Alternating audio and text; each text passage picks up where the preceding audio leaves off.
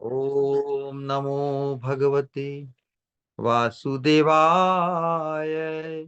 नारायणं नमस्कृत्य नरं चैव नरोत्तमं देवीं सरस्वतीं व्यासं ततो जयमुदीरयेत्। नष्टप्रायेषु अभद्रेषु नित्यं भागवत सेवया भगवती उत्तम श्लोके भक्तिर्भवती नैष्ठिकी। परम धर्म जो भागवत धर्म कहलाता है, उसके अनुशीलन रूप इस दिव्य कार्यक्रम में आप सभी का स्वागत है। हम परम धर्म का निरूपण करने वाला अन्यतम ग्रंथ श्रीमद् भागवतम और श्रीमद् भागवतम के अनुगत ही हमारे श्री भगवान चैतन्य महाप्रभु की जो शिक्षा प्रणाली है, उसमें श्रीमद् भागवतम प्रमाणम अमलम प्रेम पुमर्थो महान।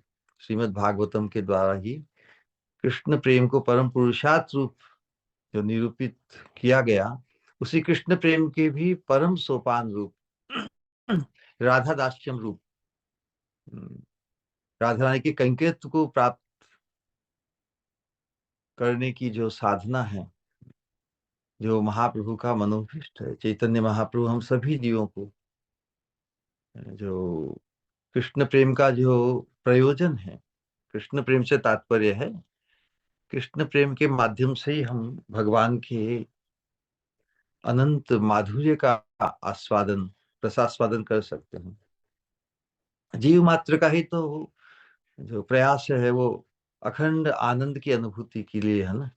लेकिन अखंड आनंद स्वरूप जो भगवान है युगल श्री राधा कृष्ण, उनके प्रति प्रेम जब तक हमारे हृदय में जागृत ना हो, जब तक उनके सौंदर्य माधुर्य के प्रति, उनके विलास माधुर्य अनंत माधुर्यों के प्रति जब तक हमारा आकर्षण उत्पन्न न हो, जब तक वो हमारे जो हृदय का राग है उसके आस्पद अर्थात विषय जब तक नहीं बनते, तब तक साक्षात भगवान को पाकर भी हम उनसे अधिक लाभान्वित नहीं हो सकते। प्रेम के अभाव में असुरगण तो भगवान से लड़ना चाहते हैं, उन्हें उन्हें मारना चाहते हैं। और स्तर प्रेम के स्तर के अनुसार ही हम भगवान की माधुर्य का आस्वादन कर सकते हैं। जब महाप्रभु ने हम सब जगत जीवों के लिए जो एकांतिक साधन, एकांतिक उपाय भगवान के क्योंकि भगवान के अनंत माधुर्य का आस्वादन करती है स्वामिनी श्रीमती राधिका रानी। और उन्हीं के भाव की ओढ़नी ओढ़कर जब भगवान ने स्वयं खुद अपने ही माधुर्य की अथाहता का अनुभव किया, तब वो फिर जो राधा रानी का मनोभीष्ट है, राधा रानी के जितनी भी अंतरंग सखी मंजरियां हैं, उन्हें वो सौभाग्य प्राप्त होता है ना। उनकी अहेतु की और अचिंत्य कृपा से भगवान कृष्ण के अनंत माधुर्य का आस्वादन करती है। इसलिए अब जो राधा रानी प्रदान करना चाहती है उस इति अति अति उत्तम अति उत्तम उत्कृष्टतम सौभाग्य भगवान के माधुर्य का आस्वादन, तो भगवान ही स्वयं चैतन्य महाप्रभु के रूप में आकर राधा रानी के चरणों के दास्यम को प्रदान करने के लिए तत्पर हुए हैं। और हम उन महाप्रभु की महती कृपा कृपा अधिकार जो हम सब पतित जीवों को देना चाहते हैं, उस अधिकार, उस कृपा को हम समझने का प्रयास करें, हमारे जीवन में चमत्कार होगा। हमारा सर्वस्व जो चिंतन है, हमारी चेतना है, वो इतनी आनंद से ओतप्रोत हो जाएगी। हमें क्या दिया जा रहा, क्या पीरसा जा रहा है, जिसके लिए हम कभी तैयार होने की हमने कल्पना नहीं की। तो ये अनुशीलन क्योंकि महाप्रभु का मनोभीष्ट है, उनकी कृपा हम तक घर घर में आई है। हम इस कृपा के जितने भी पहलू हैं, वो किस प्रकार हम इस कृपा को पूर्णतः धारण करने में सक्षम बने, और किस प्रकार इसकी जो साधना है, इसकी जो अटकलें हैं, इसके जो कुतूहलमय अनेक पहलू हैं, उनसे हम परिचित हों, जिससे हमारे जीवन में रोमांच उत्पन्न हो। तो पिछले सत्संग में इसी मंजरी भाव में ही प्रतिष्ठित प्रबोधानंद सरस्वती प्रभुपाद, देखिए ये साक्षात राधा रानी की सखी है, तुंग विद्या सखी, अष्ट सखियों में एक। और वे राधा रानी की किंकरियों के सौभाग्य के प्रति आकृष्ट होकर उस कंकरित्व को प्राप्त करना चाहती है। तो भले कोई किसी भी रस में प्रतिष्ठित हो, निकुंज मंदिर में तो की प्राप्ति ही अपने आप में अद्वितीय है, लेकिन फिर भी साधकों की दृष्टि से जब उन्हें चैतन्य महाप्रभु के मनोभीष्ट से वो जब परिचित होंगे, तो उनकी भी लोलुपता, उनका भी आकर्षण इस परमतम सोपान कृष्ण प्रेम के पहुंचने के लिए वो भी उनमें आकर्षण उत्पन्न हो सकता है, क्योंकि महाप्रभु तो सबके लिए ही है ना। तो इसीलिए जब तक हम इस मनुष्य देह को पाकर हमें जिस प्रयोजन को सिद्ध करना है, प्रेमा पुमल तो महान, तो महाप्रभु के आश्रित होकर, महाप्रभु की कृपा से संलग्न होकर हम कृष्ण प्रेम के परमतम सोपान तक पहुंचने के अपने सौभाग्य को हम पहचाने, तो हम सबके लिए ही उपलब्ध है। तो पिछले सत्संग में विशेष रूप से 2 श्लोक पहले राधा रानी की जो श्याम प्रियता के अंतर्गत राधा रानी का जो भाव है वो प्रकट हुआ स्वाधीन भर्तृका। और पिछले श्लोक में विशेष रूप से जो सौभाग्य, जो चिंतन मंजरी स्वरूप से प्रभुदानंद सरस्वती क्या चिंतन कर रहे थे कि भगवान भगवान ने जब बंसी का आह्वान करके रासलीला के लिए सभी ब्रज सुंदरियों को का आह्वान किया, तो किस प्रकार उत्कंठित होकर और बिल्कुल उन्मादमय अवस्था को प्राप्त करती हुई सभी ब्रज गोपियां उस रासस्थली जहाँ पर वंशीवट पर भगवान ने वंशी बजाय उधर धावित हो रही है। सुखदेव गोस्वामी ने श्रीमद् भागवतम में इस प्रकार का अद्भुत वर्णन किया है। तो सभी नायिकाएं है ना, भगवान परम नायक है, एकमात्र नायक है सभी गोपियों के, और नायिका भाव सभी, क्योंकि भगवान के प्रति उनका आकर्षण इसी प्रकार का है। वो भगवान को ही सुखी करने के लिए, भगवान मन से भी अपने सुख के लिए ही बजाते हैं ना। और जब आह्वान किया तो भगवान को सुखी करने के लिए वो धावित होकर उनके पास गई। तो मंजरी स्वरूप से मंजरियां तो भगवान के साथ रासलीला में मिलित नहीं होती, वो तो राधा रानी अपनी या दूसरी युथेश्वरियों की अनुगत होती है सेविका के रूप में। तो लेकिन स्फूर्ति में प्रभुदान सरस्वती ने मंजरी स्वरूप से किस प्रकार ब्रज सुंदरिया धावित हो, राधा रानी भी उसमें है, राधा रानी भी धावित हो, और ये मंजरिया राधा रानी के पीछे पीछे चल रही है। तो भगवान के निकट वो भाग रही है ना। तो उसमें ऐसा ही प्रतीत होता है कि यह नायिका नायिका ही भाग रही है। तो यहाँ पर हम जो मंजरी भाव उपासना, उनका कहाँ स्थान है यहाँ पर, तो ऐसा ऐसा प्रतीत हो कि सब जगह सखियां जो भगवान का जिनके साथ संगम भी होता है, मिलन भी होता है, आलिंगन इत्यादि, वो सखियों की बात, सखी प्रेम की ही बात जैसे प्रतीत होती है। लेकिन साथ में वर्णन उन्होंने मंजरियों का भी इंगित किया है श्रीमद् भागवत के अंतर्गत, जब भगवान जब सभी को छोड़कर, यानी सभी गोपियों को छोड़कर जब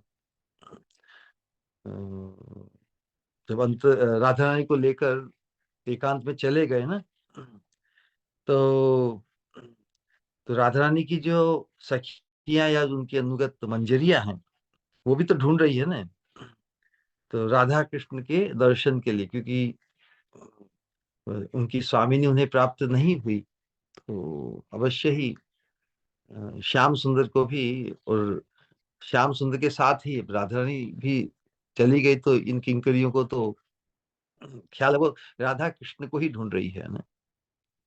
अ, उनको ही ढूंढ रही है, उनके बारे में ही अ, सभी से पूछ रही है, वृक्षों से पूछ रही है, पशुओं से पूछ रही है, इस प्रकार की जो अवस्था उनकी हुई, क्योंकि राधा कृष्ण युगल को ढूंढ रही है। तो ये वास्तव में सखी मंजरियां ही हैं, उनका जो वर्णन है, क्योंकि वो तो राधा रानी का संग कभी छोड़ती नहीं ना। तो मंजरिया भी राधा रानी की संगिनी ही है। और विशेष रूप से इस सौभाग्य का निरूपण स्पष्ट रूप से हमारे षड गोस्वामियों ने किया। रूप गोस्वामी ने उत्कलिका वल्लरी में एक श्लोक में इसी प्रकार का चिंतन व्यक्त किया है, जहाँ पे वो कहते हैं कि रासारंभे विलसति परित्यज्य गोष्ठाम्बुजाक्षी, वृंदम वृंदावन भुवि रह केशवोपनिया। अ, रास के प्रारंभ के समय राधा रानी को अंक में लेकर भगवान सभी गोपियों से के सामने अंतर्ध्यान हो गए। रासारंभी विलसती, रास के पहले ही राधा रानी से विलसित होने के लिए परित्यज्य गोष्ठाम्बुजाक्षी, सबको त्याग कर दिया। गोष्ठ मतलब रास स्थल को गोष्ठ, वहां पर अंबुजाक्षी वृंदम, सभी अंबुजा, अंबुज अक्षी, अक्षी मतलब आंखें जिनकी इतनी सुंदर, कमल जैसी आंखों वाली सभी सुंदरियों को, वृंद को भगवान रह केशवेपनिया, एकांत में भगवान द्वारा, केशव द्वारा जो ले जाई गई है ना, राधा रानी को एकांत में वाले नोपनिया त्वाम स्वाधीन प्रियतम। और फिर वहां पर राधा रानी ने, अब राधा रानी को इतना विशेष आदर दिया है भगवान ने, क्योंकि मानवती हो जाती है, मानवती राधा को फिर एकांत में ले जाकर उनके आदेश का पालन किया है, श्रृंगारित हुए हैं पुष्प चयन इत्यादि करके, है ना। अर्चितांगी दूरे दृष्ट्वा हृदय किम अचिराद, है ना, अर्पयिष्यामि दर्पम। बड़े रूप मंजरी कह रही है रूप गोस्वामी, ये कब मैं राधा रानी के उस रूप को दूर से देखूंगी, जब वो स्वाधीन भर्तिका होकर, है ना, स्वाधीन प्रियतम पद प्रापणेन, ये इतना बड़ा सौभाग्य, राधा रानी के चरणों को धारण करते हुए उनका श्रृंगार किया है, उन्हें प्रसन्न करने की, राधा रानी की। तो क्या ये सौभाग्य किसी को और दर्शन नहीं होगा? किंकरियों को तो है ही। तो यहाँ रूप गोस्वामी जो बात बता रहे, हमारे सौभाग्य को, जो सौभाग्य हमें भी उपलब्ध, ये हमारा पोटेंशियल है। तो रास्ते में ही जब जहां जहां राधा रानी धावित होती है, भले भगवान उन्हें अंतर्ध्यान करके भी ले जाए, लेकिन जो अंतरंग की किंकरियां हैं, उनको तो इशारों में मालूम पड़ ही जाता है कहाँ पहुंचना है ना, क्योंकि उनकी उपस्थिति में राधा रानी को या श्याम सुंदर को विलास की अवस्था में भी संकोच नहीं होता। ये उत्कृष्ट उत्कृष्ट जो सौभाग्य है। तो हम समझते हैं कि इसका निरूपण कभी शास्त्रों में चैतन्य महाप्रभु के पहले नहीं हुआ। महाप्रभु से पहले जो भी रस लीला अथवा गोपियों के साथ भगवान का जो विलास या जो निकुंज या रास की माधुरी है, उसमें बहुत से पद गाए हैं। विद्यापति, चंडीदास, जयदेव गोस्वामी ने विशेष रूप से कौन सा है जयदेव गोस्वामी का, गीत गोविंदम, चंडीदास, बिल्व मंगल ने भी भगवान की गोपियों के साथ विलास का निरूपण किया। लेकिन ये मंजरियों का जो सौभाग्य है, भगवान उस एकांत में भी, विलास परायण अवस्था में भी उनके दर्शन और समय स्थान उचित, विलासोपरांत जो आवश्यकता होती है सेवा की, उसमें अंतरंगित सखी इन मंजरियों का ही सौभाग्य है। तो इस प्रकार हम देखते हैं कि महाराष्ट्र में भी मंजरियों की जो स्थिति है, वो सखियों की अपेक्षा भी अधिक निगूढ़ सौभाग्य उन्हें उपलब्ध है। तो इतनी उन्नत अवस्था का जो उजागर चैतन्य महाप्रभु ने ही किया है। तो हम चैतन्य महाप्रभु की जो परंपरा में है, तो किंकरी के रूप में ही पिछले श्लोक में ही देख रहे थे ना, कि किस प्रकार सभी रास नायिकाएं, सभी ब्रज सुंदरियां धावित हो रही है, किस प्रकार सब कुछ छोड़कर।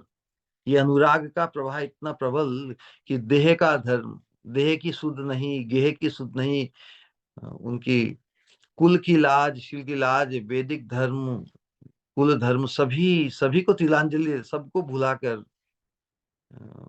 अनुराग में इतना आकर्षण भगवान की बंसी की ध्वनि का, क्योंकि वो अनुरागवती तो है ही है। लेकिन जब तक भगवान का आह्वान न हो, तब तक उन्होंने अपनी सीमा मर्यादा को नहीं छोड़ा। लेकिन भगवान का आह्वान होते ही कोई उन्हें रोक नहीं पाया। इस प्रकार की उनकी प्रबल गति, जिस प्रकार गंगा की तीव्र धारा है ना, बहती है अपने सागर के शिव, इनकी इनकी तीव्र गति, उनकी अनुराग का प्रवाह है, गंगा की धारावत श्याम सागर को मिलने के लिए अति आतुर होते हुए आगे बढ़ गया। इतनी अद्भुत जो भगवान के प्रति जो उनका अनुराग है, उसकी जो माधुरी, उसका जो आकर्षण है, कितना सुंदर है ना। ये भगवान के प्रति उनकी अद्वितीय या हाईएस्ट जो प्रेम का प्रवाह, यही तो गोपियों को हमारे शास्त्रों में भगवान की सबसे श्रेष्ठ भक्त के रूप में, और उन गोपियों में भी जो परमा गोपी हमारी स्वामी श्रीमती राधा रानी, उस अवस्था में कृष्ण अनुराग के कारण ही वो कितनी अद्भुत सुंदर दिख रही है ना। एक प्रकार का चित्रण सुखदेव गोस्वामी ने जैसे साक्षात वो ऐसा वर्णन देख रहे हैं, वहीं पे ही भगवान के साथ ही जैसे उपस्थित है। इस प्रकार का अद्भुत चित्रण कि किस प्रकार इन गोपियों का जो प्रेम, उनका जो अनुराग है, उनका सौंदर्य, उनका श्रृंगार, उसकी माधुरी, उनके गुण, सभी का एक साथ जैसे निरूपण किया है। तो उसके अंतर्गत जैसे गोपियां बड़ी ही मतलब बड़े आतुर भाव से जिस प्रकार अपनी नयनों की जो जो दृष्टि है, उसको सर्वत्र जैसे फैलाते हुए है ना, कि नयन है ये एक रोशनी है ना, दृष्टि भी एक रोशनी है ना। तो उनके हृदय में जो कृष्ण के प्रति अनुराग है, उसकी उसकी व्युत्पत्ति, उसकी जो कल्पना भगवान के रंग से, तो उनके उनकी आंखों में श्याम श्याम इस तरह छाए हैं कि उनकी दृष्टि से भी जो नीलोत्पला, नील कमल जैसे सरोवर छाए हुए, ये तो अ, प्रेमी भक्तों की, और जो उनका चित्रण है, या जैसा वो दर्शन कर रहे हैं कि गोपियों की चक्षुओं से भगवान भगवान की द्युति ही मतलब है, वो जो प्रेम का अनुराग भाव है, वही नील वर्ण की तरह सर्वत्र प्रकाशित कर रहा है ना। तो उनकी दृष्टि माधुर्य से पूरा जैसे पूरा दिशा मंडल ही नीलोत्पलमय बन गया है। तो दृष्टि माधुर्य से सब पूरा वृंदावन इतना सुंदर लग गया है ना, जैसे पूरा नेत्रों की अ, नेत्रों की जो नेत्रों का सौंदर्य है, नेत्रों की ज्योति का जो सौंदर्य है, वो पूरा ही उससे जैसे पूरा वृंदावन ढक गया हो, है ना। तो और किने ढूंढ रही है, जिस प्रकार टॉर्च लगा के हम ढूंढते हैं ना कहाँ पे आगे बढ़ना, जो जिधर से अब ध्वनि आ रही वंशु की, उसी वंशी ध्वनि की दिशा को अपनी नेत्र ज्योति की नीलोत्पल, ये एक वर्णन है ये समझने के लिए कि उनकी जो तन्मयता है, उनका जो दृष्टि से भी देखना है, वो भी उसमें भी श्याम रंग ही जैसे चमक के बाहर आ रहा है। तो उनकी अवस्था तो ऐसी, जैसा कि पिछली बार वर्णन किया, कि जैसे कोई अनजान तस्कर है, चोर। अब चोर तो क्या, भगवान से तो उनके हृदय की ऐसी अनुरक्ति है, लेकिन अचानक कोई तस्कर आ जावे और हृदय में अपने घर में घुसकर जो श्रेष्ठतम कीमती वस्तु है उसे चुरा कर ले जाए, तो फिर क्या होगा। तो जो चोर के चुरा के ले गया, उनका जो वो है क्या वास्तव में, उनके हृदय में जो कृष्ण प्रेम का जो कृष्ण प्रेम का जो उन्माद है, वही तो निधि है उनकी। तो उस अपने हृदय के मन के रत्न को भगवान ने वंशी के आह्वान से चुरा के, जैसे है ना, आकस्मिक अंतरंग धन का अपहरण हो जाए, तो उसे फिर ढूंढने के लिए तो जाएगी ना, है ना। विचार कीजिए, कोई अपना अंतरंग बहुत कीमती धन अचानक कोई आके चुरा के उस दिशा में चला गया, उसको ढूंढने के लिए हम किस प्रकार हमारी ये जो किम कर्तव्य विमूढ़ अवस्था, उस मन चोर को ढूंढने के लिए ना, तो उस अवस्था में उनकी जो देह की अवस्था है, चितवन की अवस्था है, उनके जो श्रृंगार और उनकी जो वक्षस्थल जो डोलायमान हो रहे हैं, उसकी जो शोभा, उनकी अंग से जो, क्योंकि सभी तो कनकाव दाता हुए, सभी तो दिव्य अति सुंदर गौरिया है ना। तो उनके अंग बदन से भी जैसे ज्योत्सना फूट फूट रही है, जैसे एक कल्पना की रस शास्त्रों में कि जिस प्रकार आकाश में स्वर्ण के पर्वत उठे हो, उनसे भी अधिक इनकी ज्योत्सना, इनके अंग जो दोलायमान हो रहे उससे निकल कर आगे जो बढ़ रही है। तो इस प्रकार की जो शोभा और जो वर्णन की है, उससे हम समझ सकते हैं कि मंजरी रूप में ये जो दर्शन जो बताया जा रहा है प्रभुदान सरस्वती के द्वारा, उसमें किंकरियों का भी ये, जहां जहां राधा रानी श्याम सुंदर के लिए धावित होकर जाती है, ये इनकी पीछे चलने वाली संगिनियां है। तो इसीलिए जो पिछले श्लोक में कि राधा रानी की जो अनुगामन, राधा रानी का जो अनुगमन करने वाली जो ब्रज सुंदरियां हैं, है ना, तो उनका माधुर्य, क्योंकि जब परमा सुंदरी, परमा गोपी राधा रानी है, तो उनकी अनुगमन करने वाली जो मंजरियां हैं या सखिया, उनका माधुर्य तो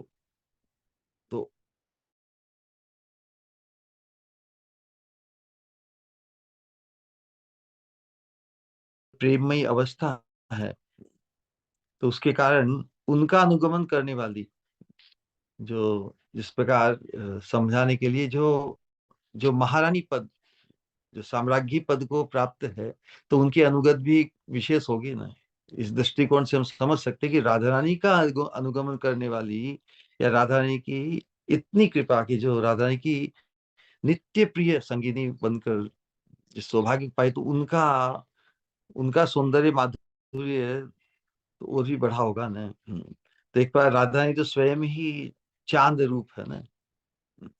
जैसे चांद रूप होकर एक चांद को यदि चांद की ही घटाए, या चांद अनेक चांद मिलकर आगे बढ़े, तो उस प्रकार का राधा रानी के पीछे धावित हो रही है ब्रज सुंदरियां, उनकी शोभा इस प्रकार की अद्भुत है।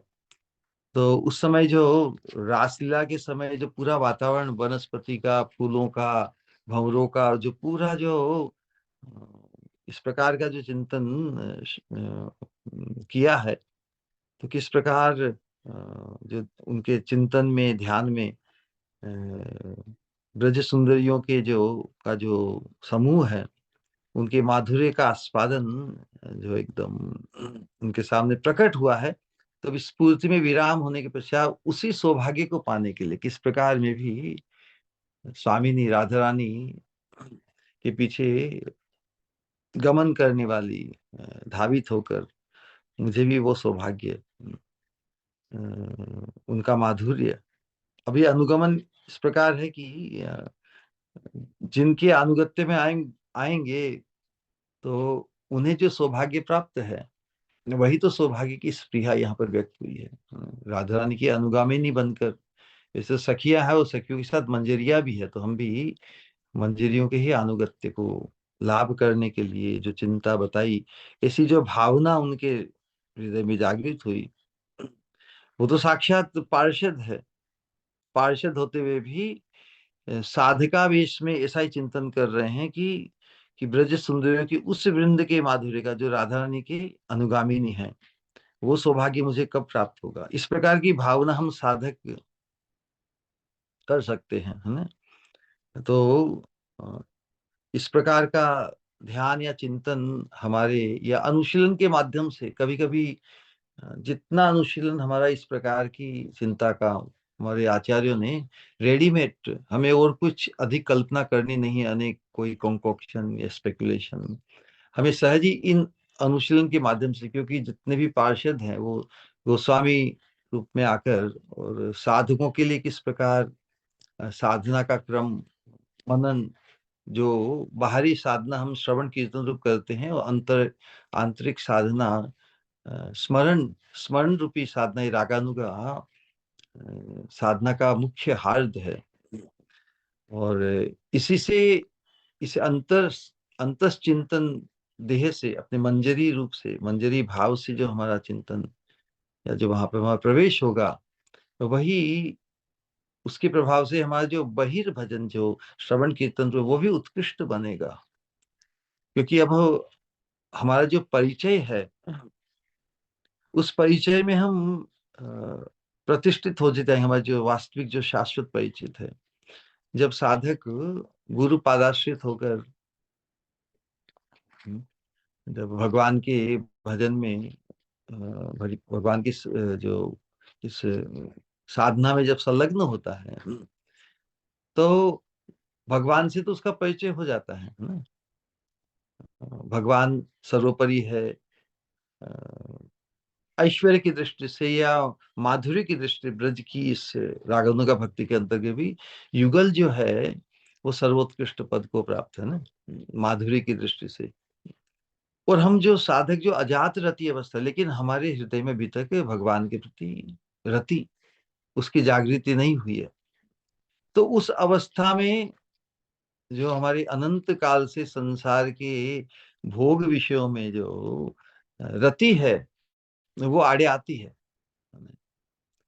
वो अंतराल है, वो जो व्यवधान है या जो बाधा है, तो भगवत साक्षात्कार तो जो साधक दीक्षा काले भक्त करे आत्मसमर्पण, इतना जिसका अध्ययन भगवान के साथ अपने संबंध ज्ञान की जो जागृति होती है कि भगवान ही सर्वोपरि है, सर्वश्रेष्ठ है, सभी माधुर्य के स्रोत है इत्यादि होते हुए भी, जब तक हमें हमारे स्वरूप का की जागृति नहीं होती, जो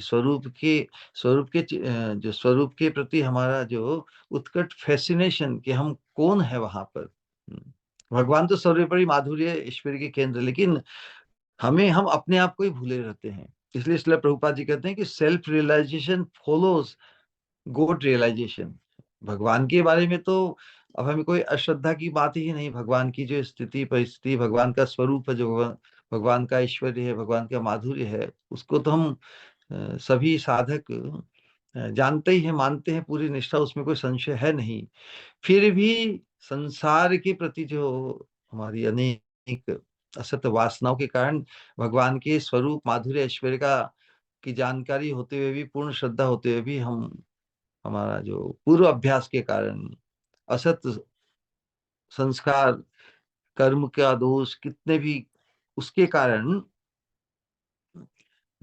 स्वरूप की जागृति, अपने अपने आप को भूलने का जो हमारा अभ्यास है, ड्यू टू आइडेंटिटी क्राइसिस, हम अनेक आइडेंटिटी क्राइसिस में रहकर जो भी उसको ही हमने अपना वास्तविक माना। असत्य सत्य करी मानी, असत परिचय को हमने सत्य करके माना, तो असत में ही हमारा आवेश अभी भी प्रबल है। साधक को ऐसा नहीं सोचना चाहिए कि मैं आई एम वेरी सेफ, अब मैं जान गई हूँ कि मैं राधा रानी की किंकरी हूँ। इतना जानते हुए भी ये काफी संभव है कि जब तक हम जात रति स्तर तक नहीं आते साधना के माध्यम से, तब तक अजात रति अवस्था में हमारा भटकाव हो सकता है। इसके लिए इस मंजरी भाव की उपासना में हमारा जो अनुशीलन है वो इतना पर्याप्त हो, इतना इन्वेस्ट हमारा कर्मणा मनसा वाचा उसके प्रति हो कि जहां पर व्यक्ति का जितना इन्वेस्टमेंट होगा वहां अटैचमेंट होगा ना, जाएगा, तो हम आसक्ति के सोपान पर शीघ्र से शीघ्र आवे। क्योंकि आसक्ति है ये जात रति या रति या भाव का प्रथम अंकुर है। तो इसीलिए ऐसा नहीं कि हमने एक जानकारी के रूप में मान लिया कि हम तो हाँ राधा रानी की किंकरी है, लेकिन क्या उसके प्रति फैसिनेशन, उसके प्रति ऐसा लोभ या आकर्षण उत्पन्न हुआ कि हम यथार्थ ही वर्तमान जीवन में, वर्तमान अवस्था में भी कर्मणा मनसा वाचा, हमारे जो चिंतन में, हमारी वाणी में, हमारे इंद्रियों के व्यवहार में भी हाँ, उस प्रकार का भाव झलके। तो उसी उसी के प्रति हमें प्रेरित करने के लिए प्रबोधानंद सरस्वती ने पिछले श्लोक में यही यही चिंतन व्यक्त की कि अपने ध्यान में ब्रज सुंदरियों का जो समूह है, जो राधा रानी का अनुगमन कर रही है, उनके संग को प्राप्त करने के लिए कि जो स्प्रिया व्यक्त की हम सब के लिए, तो हम भी अनुगामिनी बनने के लिए हमें भी अपने आप को उस प्रकार का जो भाव है कि मैं राधा रानी की किंकरी हूँ, इस प्रकार की अपने परिचय के प्रति आकृष्ट फैसिनेशन जागृत होना ही होगा। तो इसी प्रकार का चिंतन साधकों के आवेश में इस मंजरी भाव की उपासना में चल रहा है। और स्वरूप स्वरूप में जो आविष्टता जितनी हमारी बढ़ेगी, उसके अनुरूप हमारा भी जो जो आनंद है, या जो अपने स्वरूप के अनुरूप अपने दिव्य किंकरी रूप को प्राप्त करने की हमारी जो आशाबद्धता है, वो इतनी परिपक्व हो जाएगी, फिर हम उस उत्कंठा को बरकरार रख पाएंगे। इस वर्तमान शरीर में जितना हमें जीना है, और वो भी हमारे लिए पर्याप्त होगा। ऐसा नहीं कि हमें अब इस जीवन में हम इतना करेंगे और बाकी दूसरे, नहीं नहीं नहीं। हमारी जो मन स्थिति है एब्सोल्यूट स्टेज पर पहुंचने के लिए पर्याप्त जितना भी समय हमारे पास है। ऐसा नहीं कि हमें कोई काम बाकी अब छोड़ना है इस जीवन में। ऐसी तत्परता, ऐसी तैयारी, we should be fully ready all time. ऐसी अवस्था साधकों की हो सकती है।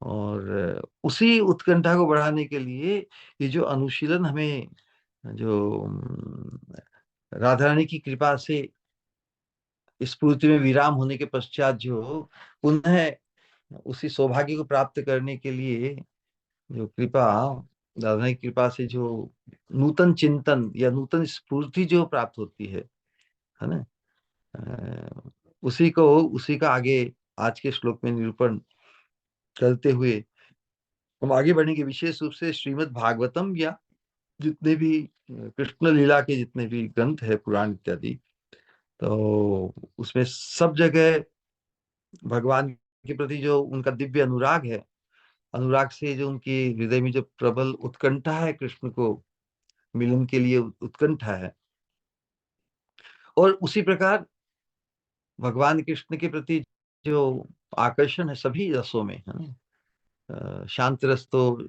शांत ही रहते हैं, लेकिन दासों को भी या सखाओं को भी या वात्सल्य भाव के उपासकों को फिर इस उज्जवल रस में, इस मंजरी भाव की उपासना जिसके अंतर सभी तो साधक भगवान कृष्ण के प्रति आकृष्ट जब जात रति अवस्था, हृदय में जब भगवान के प्रति रति उत्पन्न होती है, तो उसमें भगवान को पाने के लिए अद्भुत उत्कंठा उनकी जागृत होती है। हमने पिछले वर्ष माधुर्य कादम्बिनी के अंतर्गत जो उस अवस्था को प्राप्त, जो प्रेमी भक्त प्रेम के स्तर पर जब भक्त साधक आता है, तो भगवान के दर्शन की उत्कंठा के लिए वो कितना आतुर हो जाता है, कितनी कातर भाव से भगवान की प्रार्थना करता है कि भगवान आप कब मिलेंगे, कब। वो महाप्रभु कहते हैं शून्यायतम जगत सर्वम गोविंद विरहेण में, उसी प्रकार की मैं कहाँ जाऊं, क्या करूं, कैसे मुझे भगवान के दर्शन होंगे। भगवान के दर्शन के भगवान का अभाव। नरोत्तम दास ठाकुर प्रेम भक्ति चंद्रिका में कहते मोह कृष्ण मोह इष्ट दर्शन विने। इष्ट मतलब जो परम अभिष्ट है, जिन्हें पाना चाहते हैं, उनके दर्शन कब होंगे। कब होंगे मतलब ये दर्शन बाकी है, तो ये मोहन है। अप्राप्त वस्तु के प्रति जो आकर्षण है, पाने की जो उत्कट डेस्परेशन है, व्यग्रता है, उसे ही मोह कहते हैं ना। तो किस प्रकार से कृष्ण दर्शन मुझे हो जाए, क्या उपाय है ना। इस प्रकार की जो अवस्था है, टोटल हेल्पलेस अवस्था ना, जिस प्रकार, और फिर उस अवस्था में जो फिर संसार में, संसार के अनेक प्रकार की जो परिवेश है, उनसे फिर वो और भी, क्योंकि जो चीज जिस दिशा में हमें जाना है, तो और वो दिशा मतलब उसकी प्राप्ति हो नहीं रही है, उस अवस्था में फिर हम संसार में बने रहना, संसार के व्यवहार में या इत्यादि, वो भी एक प्रकार बड़ा बड़ा अटपटी अवस्था, मतलब असुविधाजनक जैसे प्रतीत होती है। तो सबसे जैसे भाग की कभी निर्जन अवस्था में एकांत में जाकर भी भगवान को पुकारता है। तो इस प्रकार की जो अवस्था है बड़ी उत्कृष्ट है ना, ऐसी अवस्था हमारी कब हो। तो हम देखते हैं कि जब अ, एक प्रेमी भक्त की अवस्था इस प्रकार की उन्नत हो जाती है ना, तो फिर हम जिस प्रेम की बात कर रहे हैं इस मंजरी भाव की उपासना में, जो प्रेम का सर्वोच्चतर जो स्तर है, महाभाव को प्राप्त, क्योंकि सभी सखिया और मंजरिया राधा रानी की अनुगत होने से राधा रानी का जो भाव है, महाभाव, उसी को प्राप्त है। क्योंकि महाभाव की जो मूर्त मूर्ति हो, जो मादना मादना महाभाव का भी जो सार, जो मादनाख्य महाभाव है, उसकी जो मूर्ति रूप उनकी हमारी स्वामिनी है श्रीमती राधा रानी।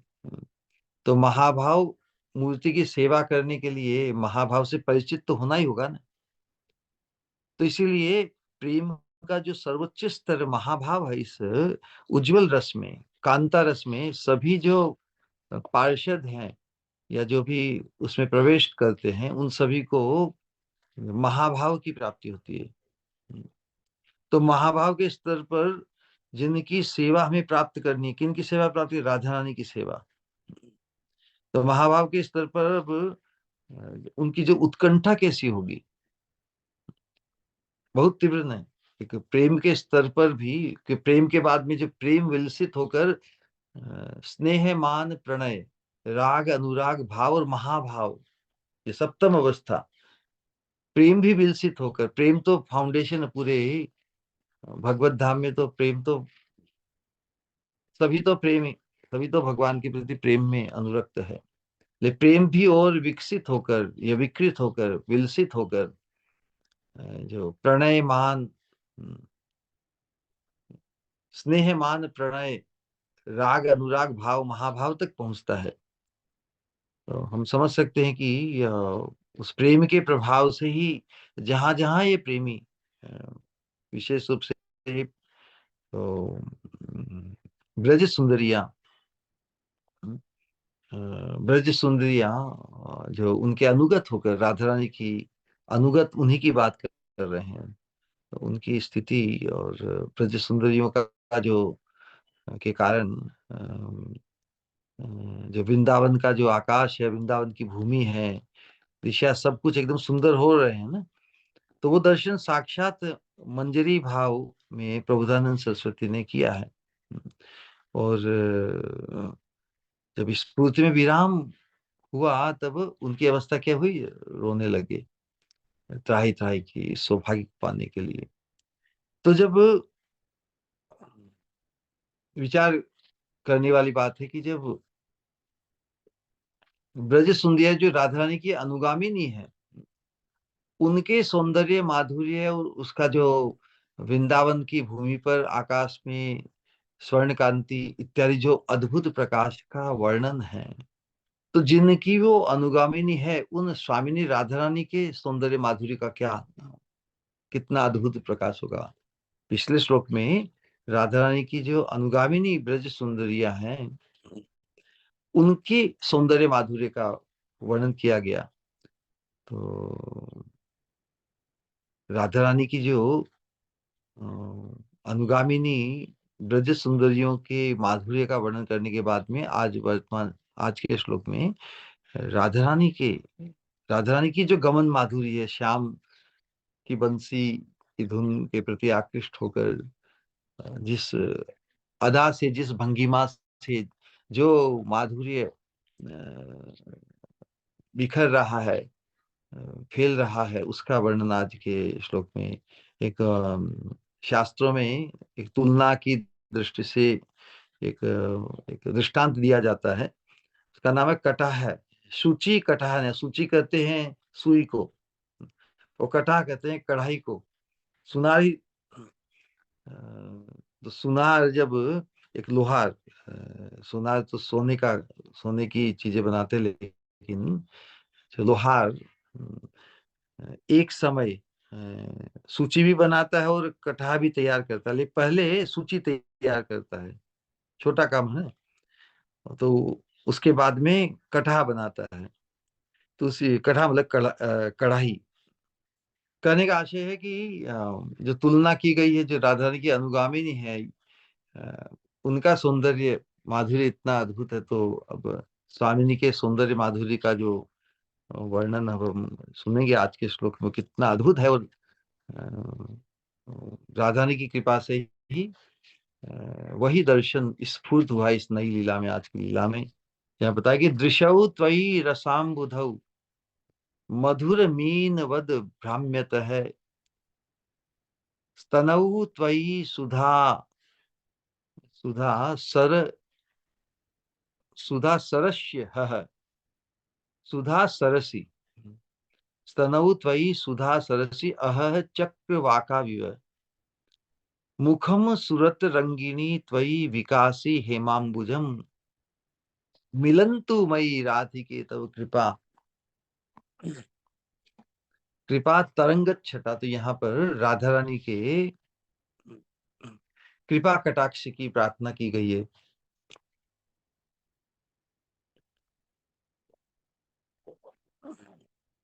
जो वर्णन किया है कि दृश्यौ त्वयि रसाम्बुधौ, मधुर मीनवद भ्रम्यत है। राधा रानी की जो दृष्टि है, जो उनके जो नेत्र है, वो जिस प्रकार रस सागर में, राधा रानी के नेत्र की तुलना रस सागर, राधा रानी तो स्वयं ही रस सागर है ना। तो रस सागर में उनकी जो दृष्टि है, तुम्हारे नेत्र रस सागर में मीनवत भ्रमण कर रहे हैं। मीन अर्थात मछली, मछली चपला होती है ना। कभी देखा है मछली को इधर उधर डोलते हुए? तो उसी प्रकार अब राधा रानी जब श्याम सुंदर से बंसी के द्वारा जब उनका आभान हुआ है, तब किस प्रकार मीनवत वत जिस प्रकार रस सागर में चलायमान होती है ना मछली, उसी प्रकार राधा रानी बस अद्भुत ढंग से भ्रमण कर रही है। और फिर स्तनऊ त्वयि सुधा सरसी, उसी प्रकार राधा रानी के जो स्तन मंडल है, राधा रानी के जो वक्षस्थल, उनकी शोभा सुधा सरसी, पूरा रस की मूर्ति, रस की ही सरसी मतलब सरोवर, रस सरोवर में ही जिस प्रकार अह चक्रवाक आविव, चक्रवाक जो युगल है, अ, उनके साथ तुलना की गई है। चक्रवाक मिथुन की भांति सुशोभित राधा रानी के स्तन मंडल, उनके सुधा सरोवर रूपी देह में, उस धावित अवस्था में। मुखम सूरत, मुखम सूरत रंगिणी या सूर तरंगिणी, एक ही शब्द में दो शब्दों का है। सूर तरंगिणी किसे कहते? गंगा की धारा को, है ना।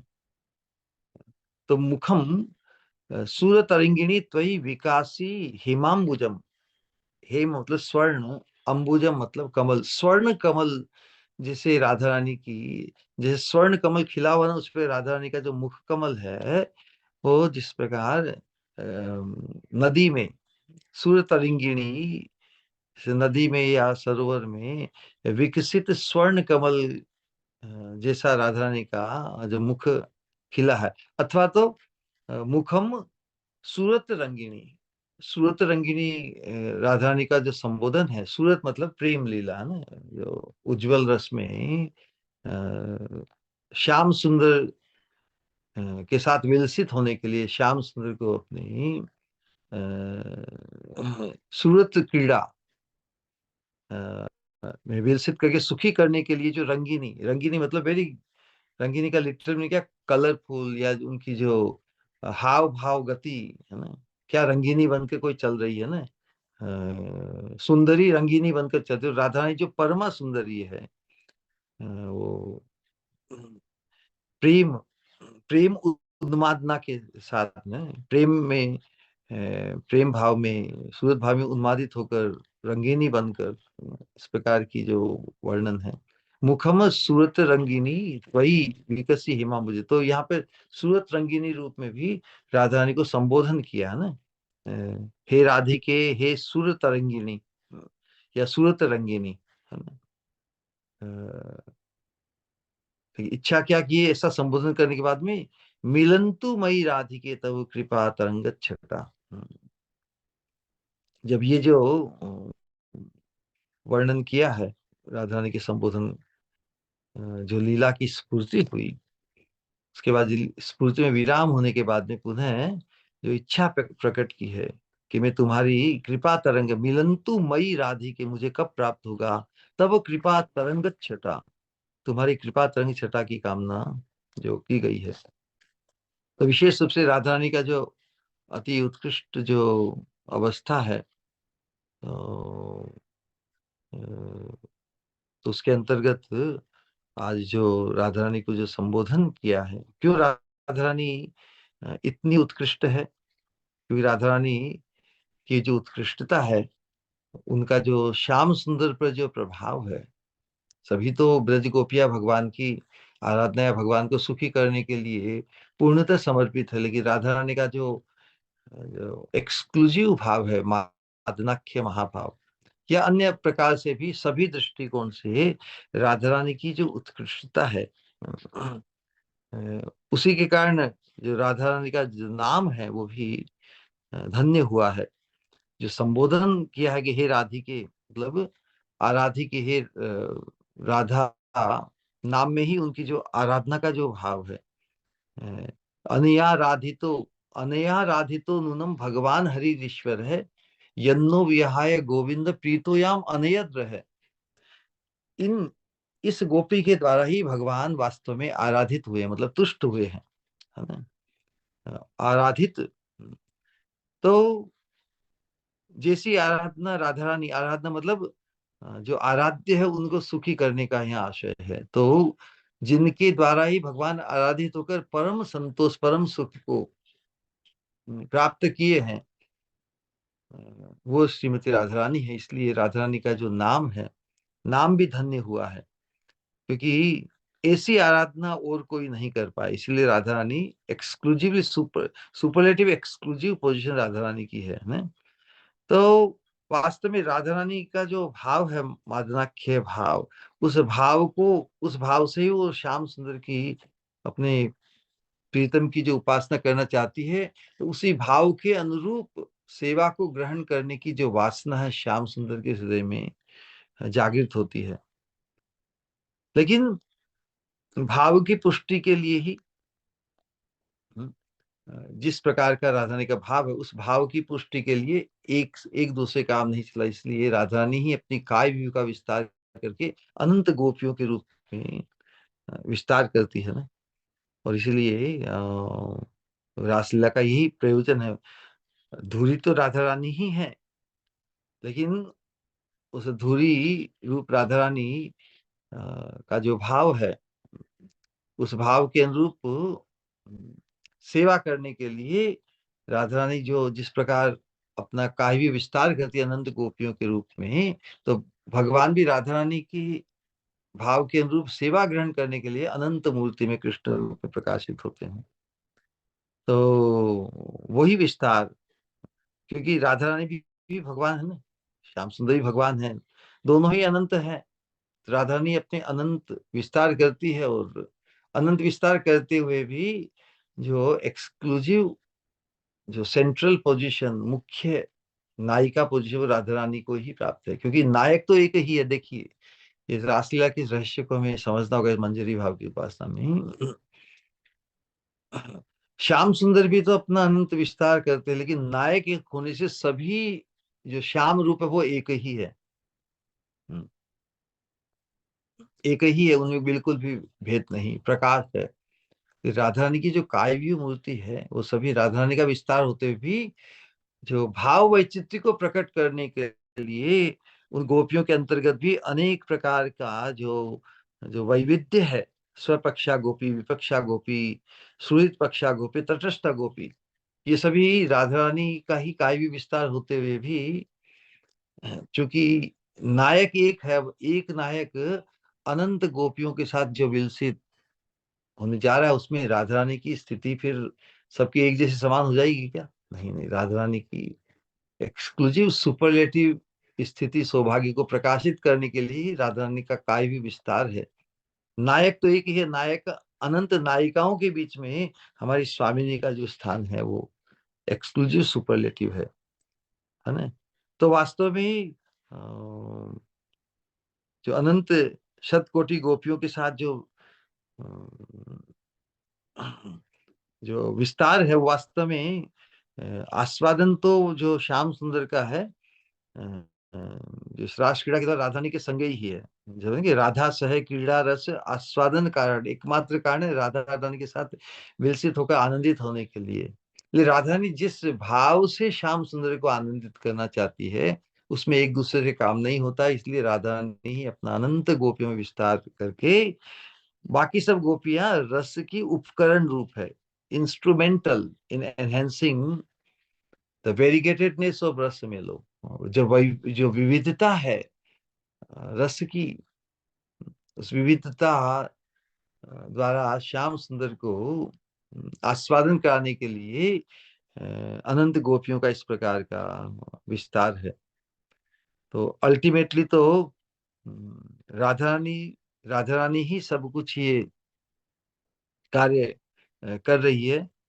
इसीलिए राधा रानी का जो नाम है इसलिए अद्वितीय है। उनको यहाँ पर आज के श्लोक में सूरत रंगिणी, इस संबोधन में इस संबोधन में भी जो श्याम के साथ मिलित होने के लिए धावित हो रही है, वही है ना सूरत रंगिणी। सूरत मतलब प्रेम, कंजुगल रस को, उज्जवल रस को सूरत, जो ब्रज गोपियों की और श्याम सुंदर के साथ जो मिलन विलास निकुंज मंदिर या रासलीला में होता है, उससे सूरत करते हैं। तो सूरत रंगिनी रूप में राधा रानी ही मुखिया है ना। यहाँ पर राधा रानी का संबोधन है सूरत रंगिनी।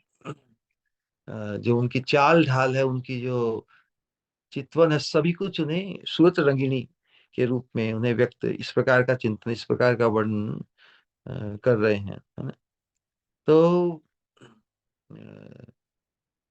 सूरत रंगिनी, सूरत रंगिनी कहते गंगा जी को। ये शब्द है, ये बहुत अद्भुत है।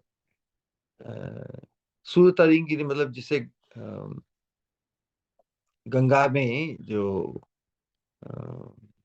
जिस प्रकार जो कमल उगकर जो कनक स्वर्ण कमल के रूप में जिस प्रकार राधा रानी के मुख का वर्णन किया गया है, यहाँ पर सूरत रंगिनी और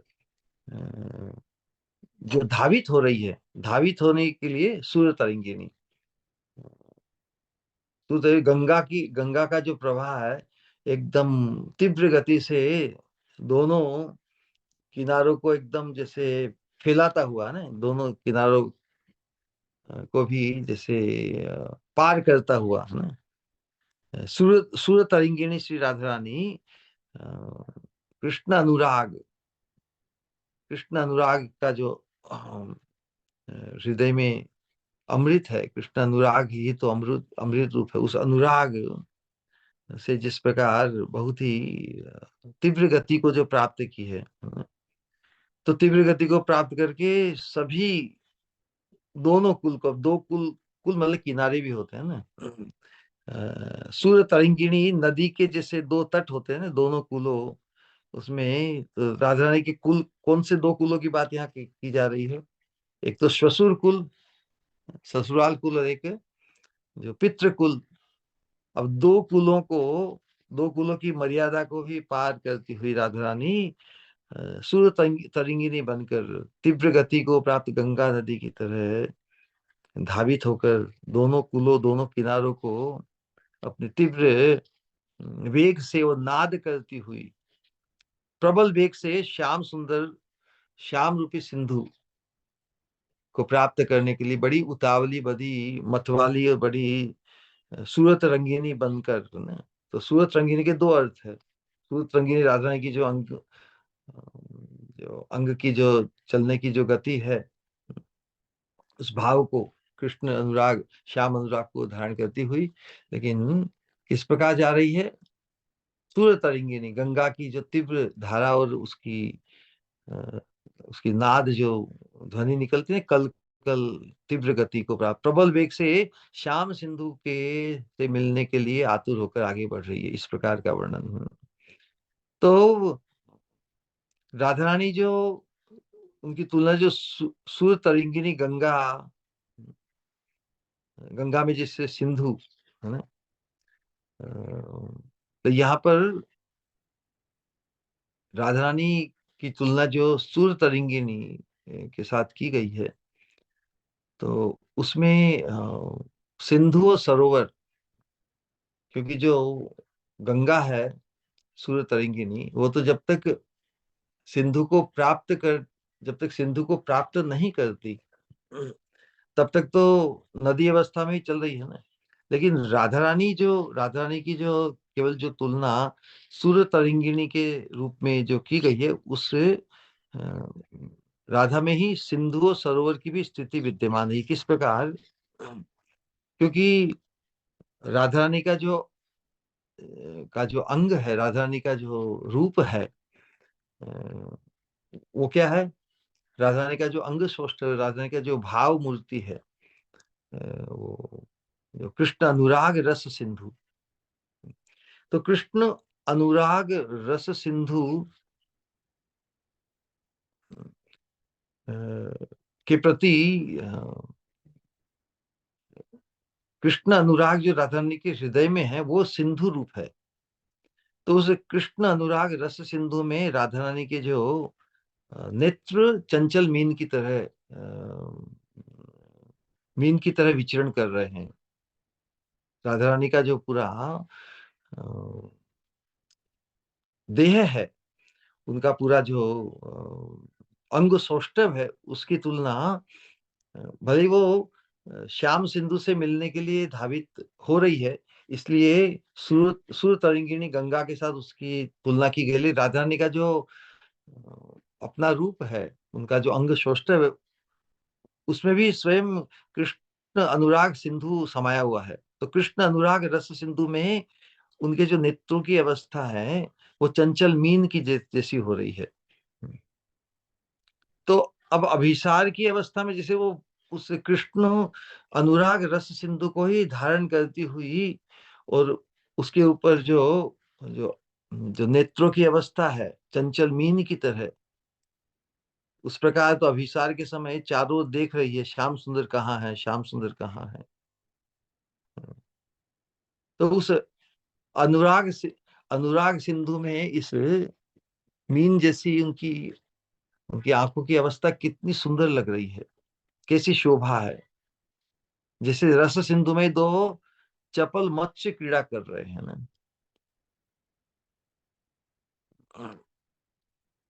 फिर उनका जो जो वक्षस्थल है, उनके जो स्तन मंडल है, देह है, तो जो उनका देह है सुधा रस, पूरा शरीर जब सुधा रस, सुधा मतलब अमृत का सरस, सरस मतलब सरोवर है। कृष्ण अनुराग सिंधु भी है राधा रानी का शरीर, और उनका जो जो देह है सुधा का सरोवर है। तो सुधा के सरोवर में जैसे चक्रवाक मिथुन की तरह राधा रानी के दो स्तन शोभायमान हो रहे हैं। तो ये जो चिंतन कौन कर रही है? किंकरी कर रही है। राधा रानी के अंग सौष्ठव और राधा रानी के इस प्रकार का चिंतन क्या कोई मंजरी हुए बिना कोई कर सकता है? मंजरी ही करेगी ना इस प्रकार की राधा रानी की अपनी अपनी स्वामिनी के जो सौंदर्य माधुर्य का इस प्रकार का निरूपण, जो वो अनुभव कर रहे हैं साक्षात प्रभुदान सरस्वती, वो हम सब साधकों के लिए मंजरी भाव की उपासना में हम राधा रानी की किंकरी बनकर ही, साधक के लिए ये अति आवश्यक है। साधक को अपना स्वरूप जागृत करना ही होगा। इस अनुशीलन के दरमियान भी हम हमारे जीवन में, हम भले स्त्री देह में हो या पुरुष देह में हो, पुरुष देह करने से जो जो भोक्ता भाव, पुरुष भाव, या स्त्री देह में नायिका, नायिका होकर किसी के द्वारा भोग्य होने की जो जो ग्रंथि है, जो आवेश है, वो बिल्कुल निर्मूल हो जाएगा। यहाँ पर राधा रानी की संगिनी बनकर राधा रानी की अपनी स्वामिनी के सौंदर्य माधुर्य का निरूपण उनके अंग में जिस प्रकार सिंधु और सरोवर, कृष्ण अनुराग रूपी सिंधु में उनकी दो नयने मीनवत जैसे भ्रमण कर रही है चंचल होकर, और अ, उनके देह को जो जो सुधा, अमृत, अमृत सरोवर में उनके स्तन मंडल किस प्रकार विराजमान प्रकट हुए हैं, उस प्रकार का निरूपण है। तो राधा रानी का रूप क्या इस संसार की किसी स्त्री के रूप जैसा है क्या? संसार में भी प्रतीत ऐसा होता है कि एक पुरुष एक स्त्री के प्रति आकृष्ट होकर, जो अंग सौष्ठव यौवन और इनके प्रति आकृष्ट होकर जो भोग भोग बुद्धि से उनके प्रति धावित जिस प्रकार होता है, या भोग्या बुद्धि से किसी को आकृष्ट कर, तो यहाँ पर जो चिंतन है न पुरुष भाव का है न नायिका बुद्धि से है। हम तो राधा रानी की किंकरी बनकर ही, किंकरी मानकर ही इस चिंतन को हम धारण कर सकते हैं, है ना? क्योंकि प्रेम रस, प्रेम रस का जो सिंधु और अमृत का जो सरोवर, दोनों की जो उत्प्रेक्षा राधा रानी के श्रीअंग में उनके देह में की गई है, ये तो महाभाव का ही तो प्रकाशन है, महाभाव का ही परम सार है कि राधा रानी का जो अनुराग सिंधु और जो अमृत सरोवर उनके अंग में जो प्रकट हो रहा है। तो इस प्रकार की जो का चिंतन है हमारे राधा रानी जो हमारी सर्वेश्वरी है, जो हमारी स्वामिनी है, जो श्रेष्ठतम उनकी अवस्था, इस जो अभिसार के अंतर्गत राधा रानी की जो उत्कृष्टता या एक्सक्लूसिव जो उनका जो सौंदर्य माधुर्य प्रकट हुआ है, उस रूप में यहाँ पर चिंतन व्यक्त किया गया है। तो राधा रानी का जो अंग प्रत्यंग सब कुछ ही महाभाव से ही रचा है, तो महाभाव, महाभाव का गठन कैसा है उससे परिचित कराया जा रहा है यहाँ पर ना। ऐसी कल्पना, ऐसी तुलना क्या कभी हमने ऐसी कल्पना की भी कभी कल्पना की, कभी नहीं की। हम्म, सुखदेव गोस्वामी ने भी जैसे ब्रज गोपियों का जो उल्लास है, ब्रज गोपियों के जो श्रृंगार और जो उनके आभूषण, उनके अंग जिस प्रकार उन्मादना के कारण जो वर्णन किया श्रीमद् भागवत में भगवान की बंसी का आह्वान के द्वारा, तो नेचुरली उनका जो अनुभव उन्होंने किया है, तो उसी प्रकार यहाँ पर भी हम जो मंजरी भाव के जो उपासक हैं उनमें हम राधा रानी का जो चिंतन है, राधा रानी की जो तुलना स्वर्ण कमलिनी की तरह या सूरत सूरत रंगिनी की तरह उनके जो वर्णन किया है, उसके बाद में उनकी जो मुख की मुखारविंद सूरत रंगिनी मतलब नदी में या गंगा में सुविकसित जो स्वर्ण कमलिनी, स्वर्ण मतलब गोल्डन कलर, तो राधा रानी का जो मुखारविंद है वो भी तो स्वर्ण कांति से उल्लसित है। तो मुखोल्लास है फुल्लम कमलवन कमलवल्लम उल्लघंति च, तो जिनका जो वदन कमल है प्रफुल्लित कमलवन की सुषमा, किस प्रकार स्वर्ण कमल, प्रफुल्लित स्वर्ण कमल की सुषमा या जो उसका जो सौंदर्य है उसका भी लंघन करता है। कितना जो उसका जो प्रकाश है, उसका जो प्रभाव किंकरी अनुभव कर रही है, जैसे एकदम नूतन स्वर्ण कमल विकसित होकर उसकी जो आभा है ज्योत्सना इस प्रकार आकर्षक लगता है ना। तो राधा रानी का जो मुख कमल है वो श्याम सुंदर से मिलने के लिए धावित हो रही है। उनके मुखारविंद पर जो जो प्रफुल्लता है, मेरे श्याम ने मेरा आह्वान किया ना, श्याम सुंदर ने आह्वान किया। भगवान की बंसुरी की ध्वनि में इतना जादू है कि सबका नाम ले लेके जैसे पुकार रहे हैं, है ना? सभी ब्रज सिंधु को ऐसा लग रहा है कि उन्हें पुकारा जाए, तो जिन्हें पुकारा गया वो सभी धावित हो रही, क्योंकि राधा रानी की जो स्थिति है वो अद्वितीय है। तो इस प्रकार का चिंतन प्रभुदानंद सरस्वती ने किया है। इस प्रकार चिंतन में फिर स्फूर्ति में विराम आया। विराम आने से फिर जो हाहाकार उठा है ना, तो उसके बाद में फिर प्रार्थना जो की है, प्रार्थना जब करते, जब किसी सौभाग्य से वंचित हो जाते हैं, तो फिर अपनी अयोग्यता का विचार आता है, अपनी दीनता का भाव प्रकट होता है। तो दीनता के भाव में अब लोभ तो पूर्ण जागृत हो गया है, इसलिए फिर अब प्रार्थना ही कर रहे हैं कि हे राधे, हे सूरत रंगिनी, तुम्हारी कृपा के बिना मेरी गति नहीं, है ना? तो कब ये जो उसी सौभाग्य को, कि आपकी कृपा कटाक्ष देकर मुझे जो रास रस माधुरी अम, का आस्वादन प्राप्त करने की जो स्पृहा व्यक्त की है। वास्तव में हम तो हर बार ही, हर समय इस प्रकार की अनुशीलन का वर्णन करने में या उसे व्यक्त करने में नितांत अयोग्य अपने आप को मानते हैं।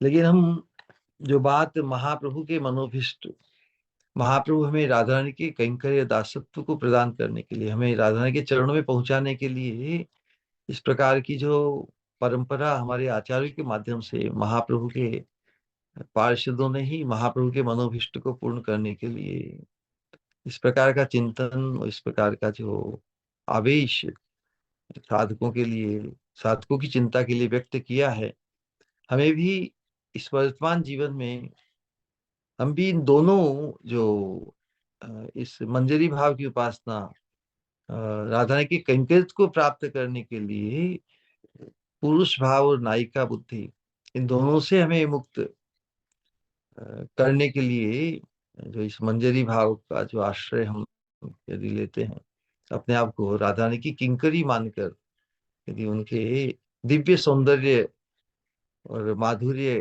के प्रति आकृष्ट होकर, उनकी जिस प्रकार की जिस प्रकार का निरूपण, जिस प्रकार का वर्णन यहाँ पर इस राधा रस सुधा निधि में हो रहा है, हम भी राधा रानी की किंकरी बनकर इस अनुशीलन का के प्रति अनुशीलन के प्रति आकृष्ट होकर हम भी उस भाव में प्रतिष्ठित रहते हुए उसी सौभाग्य को प्राप्त करने के लिए लालायित बने रहे, हमारी उत्कंठा बढ़ती रहे, यही इच्छा व्यक्त करते हुए आज के इस सत्संग को, अपनी वाणी को विराम देते हैं। किसी का कोई प्रश्न या जिज्ञासा हो, बहुत सी चीजें और भी उत्कृष्ट ढंग से व्यक्त की जा सकती है, लेकिन जो सार वस्तु यही है, ये हमारा जो ये अनुशीलन है, ये मंजरी भाव के उपासकों, साधकों के लिए ही है।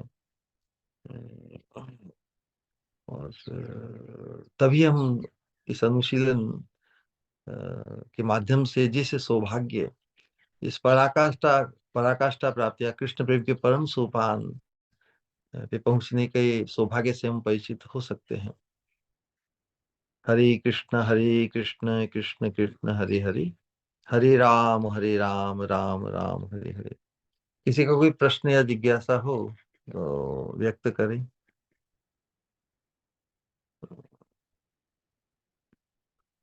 हरे कृष्ण।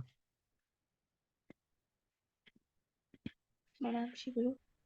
हरे कृष्णा। बहुत ही अद्भुत, अद्भुत से भी बहुत ज्यादा। किसी का कोई सवाल या कुछ कहना चाहते हैं तो प्लीज।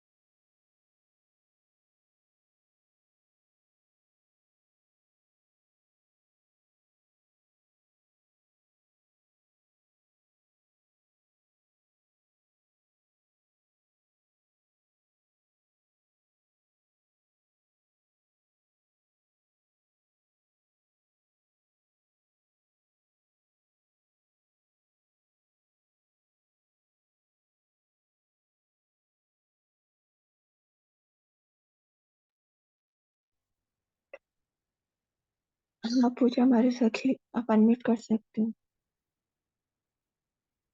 हरे कृष्णा। श्री गुरु प्रणाम। बहुत ही अद्भुत श्री गुरु, जो सखियों का और मंजीरियों का डिफरेंस और आपने स्पष्ट किया। इस टॉपिक से रिलेटेड नहीं है, मेरा जनरल एक क्वेश्चन था। जैसे लोग कहते हैं ना कि जो एकादशी के दिन देह त्याग करते हैं और द्वादशी के दिन जिनका मतलब दाह संस्कार होता है, तो वो जीव वैकुंठ गति प्राप्त करता है। ये कैसे समझे श्री गुरु? बराबर है क्या ये बात?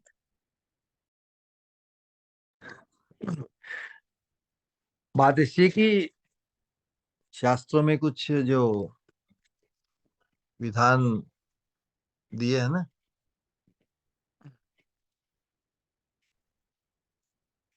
एक धर्म के अंतर्गत, या कम से कम धर्म के अंतर्गत जो उत्थान की सदगति या ऊर्ध्व गति की जो बात बताई गई है ना, तो कम से कम उतना पालन करे व्यक्ति। एकादशी द्वादशी तिथि या शुक्ल पक्ष कृष्ण पक्ष, ये सब जो भगवत गीता में भी बताया है ना कि लेकिन वो त्रिगुणात्मक के अंतर्गत है ना। ऊर्ध्वम गच्छन्ति सत्वस्था सत्वस्था, है ना, और बीच में रह जाते हैं रजोगुण तमोगुण जघन्य नीचे निम्न गति। हम जिस गति की बात कर रहे हैं वो त्रिगुणातीत गति है ना। तो हमें हमारी चेतना को वहीं पर केंद्रित नहीं करना है किसी से तुलनात्मक दृष्टि से। जो उनकी तो सदगति, सदगति मतलब स्वर्ग गति। We are not interested in स्वर्ग गति, हम तो दिव्य गति, है ना। दिव्य गति के भी परमतम सोपान पर पहुंचना है, हमें इस ग्रंथि से छूटना ही होगा। ये तो आपात दृष्टि से सेकेंडरी इसका इफेक्ट ही होगा, हमें इस ग्रंथि से छुड़ा देगा। हम जिस अनुशीलन का सौभाग्य हम सभी पा रहे हैं, ये कल्पनातीत है। आज तक हमारे लिए कल्पनातीत रहा ना। अब महाप्रभु की कृपा धारा में आए हैं और महाप्रभु वास्तव में हमें ये देना चाहते हैं। लेकिन ये इतना अद्वितीय, इतना रेयर है, और इसीलिए इसकी प्राय चर्चा नहीं होती, क्योंकि रेयर है। लेकिन किसी को भी सौभाग्य से वंचित नहीं किया महाप्रभु ने। इट्स जस्ट मैटर हम किनका संग, किनके सत्संग में आते हैं, है ना। एक व्यक्ति की यदि चेतना जागृत हो गई इस किंकरी भाव की उपासना में, अब उनके सानिध्य में जो आएंगे, या तो उसमें आकृष्ट होंगे या अपना दूरी कर लेंगे, है ना। ये तो इस भाव के प्रति आकृष्ट हो जाएगा, वो फिर वो सजातीय संग बन जाएगा। हमारी चेतना पूरी उस दिव्य गति, और उसके सामने फिर ये जो त्रिगुणात्मक जगत के तिथि और वार और शुक्ल पक्ष, ये बाधा नहीं रहती है इसकी। हम तो चेतना का विज्ञान है ना। तो चेतना को केवल तीन गुणों के स्वर्ग या ऊर्ध्व गति, हाँ बेटर ऊर्ध्व गति इज बेटर देन अधोगति, लेकिन अल्टीमेटली तो दिव्य गति के बिना तो भटकाव ही है ना। स्वर्ग की गति भी भटकाव ही है। अब भटकाव से निकलना है ना। और चेतना के माध्यम से हमें राधा रानी के चरणारविंद किया, जो राधा रानी के चरणारविंद की प्राप्ति हमारा सबका केंद्र है ना। तो जो राधा रानी के चरण रूपी केंद्र से जो कनेक्टेड है, अपनी चिंता से, अपनी कॉन्शियसनेस से, उनसे संलग्न होने पे भी वही केंद्र में फिर वो अ, केंद्र का कॉन्फ्लिक्ट नहीं रहेगा। हम डायरेक्ट राधा रानी के चरणों की प्राप्ति, वो केंद्र है सभी का, वो हाईएस्ट पॉइंट है। लेकिन उससे संलग्न होने के लिए जो उनसे संलग्न है, उनसे संलग्न होने पे भी वही फल है, बल्कि वो मोर फिजिबल है, क्योंकि वो हमारे अनुभव के अंतर्गत है। इसलिए जिस किसी भी के माध्यम से राधा रानी के चरणों की प्राप्ति संभव हो सके, उस गंतव्य को प्राप्त करने के लिए वो साधक को अपनाना चाहिए।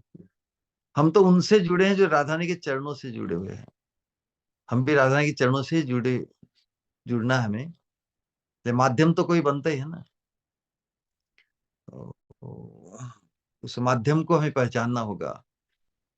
उस माध्यम की उत्कृष्टता, श्रेष्ठता, ये दिव्यता का एहसास हो जाएगा तो हम भी दिव्य बन ही जाएंगे हमारी चेतना में।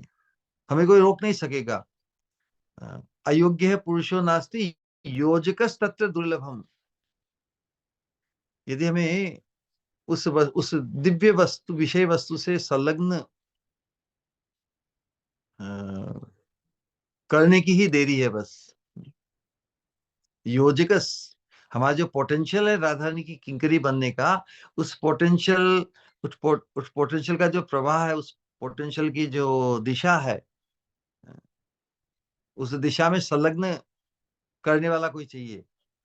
उस दिशा में आगे धावित होने की पूर्ण क्षमता हमें मनुष्य रूप में है। योजकस तत्र दुर्लभम, अयोग्य है पुरुषो नास्ति। मनुष्य मात्र में कोई भी अयोग्य नहीं है, लेकिन कोई कोई ही उस दुर्लभ मार्ग या दुर्लभ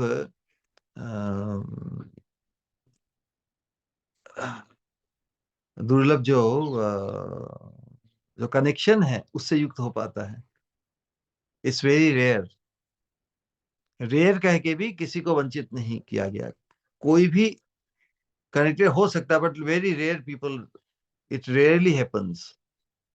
लेकिन सब में हो सकता है। ऐसा नहीं कि रेयर है कि किसी पर्टिकुलर समुदाय को, किसी पर्टिकुलर लिंग को, या काले रंग वालों को या गोरे रंग वालों को या किसी को वंचित किया गया है, नहीं। It is possible for everybody. भगवान कहते हैं ना कि कश्चिन माम वेत्ति तत्व। ये श्लोक और यहाँ की साधना एक जैसी है। भगवान कहते हैं कि हजारों लोग प्रयत्न करते हैं, प्रयत्न करके हजारों सिद्ध होते हैं, उन सिद्धों में भी कोई कोई मुझे जानता है। इतना रेयर है, भगवान स्वयं कहते हैं। उसी प्रकार हम साधकों में भी कोई कोई चैतन्य महाप्रभु की लाइन में आते हैं, और चैतन्य महाप्रभु की लाइन में आए के भी करोड़ों हजारों लाखों में भी कोई कोई ही इस मंजरी भाव के कनेक्शन से युक्त होता है। कश्चिन मां व्यक्ति तत्वतः है। भगवान किसी को वंचित तो नहीं कर रहे हैं ना। भगवान ने कहा लेकिन रेशियो ऐसा ही है कि कोई कोई मेरे लिए यत्न करता है। ऐसे यत्न करने वाले हजारों हजारों में जो सिद्ध होते, एक वो भी रेयर, उन रेयरों में भी कोई एक ही मुझे पाता है। उसी प्रकार मंजरी भाव की उपासना भी ऐसी है कि पहले तो चैतन्य महाप्रभु का कनेक्शन अति दुर्लभ है ना। कोई कोई ही पाता है चैतन्य महाप्रभु, और चैतन्य महाप्रभु के कनेक्शन में भी कोई कोई ही उस चीज के प्रति उसका आकर्षण, फैसिनेशन जागृत होता है। तो जब वो फैसले जागृत हो जाए तो फिर ये एकादशी के दिन हम देह त्याग करें, द्वादशी, ये जो त्रिगुणात्मक जगत ये भगवान ने जो दिया है, उससे हम ऊपर उठ जाएंगे, हमारी चेतना में भी नहीं रहेगा। ऑलराइट। जी श्री गुरु, एक दो दिन से जो एक दो सखियों के साथ डिस्कशन हो रहा था श्री गुरु, अभी जो आपने बोला ऐसा लगा सारे क्वेश्चंस का आपने आंसर दे दिया। और श्री गुरु जब सत्संग स्टार्ट होता है ना, तब ऐसा लगता है कि कोई अलौकिक मतलब जगह पहुंच गए। और जैसे ही आप बोलते हैं अब अपनी वाणी को विराम देता हूँ, तो श्री गुरु ऐसा लगता है कि वापस हमको लाके इधर पटक दिए हैं आप करके। आपका कोटि कोटि धन्यवाद। Hare Krishna. Yes, stay fascinated.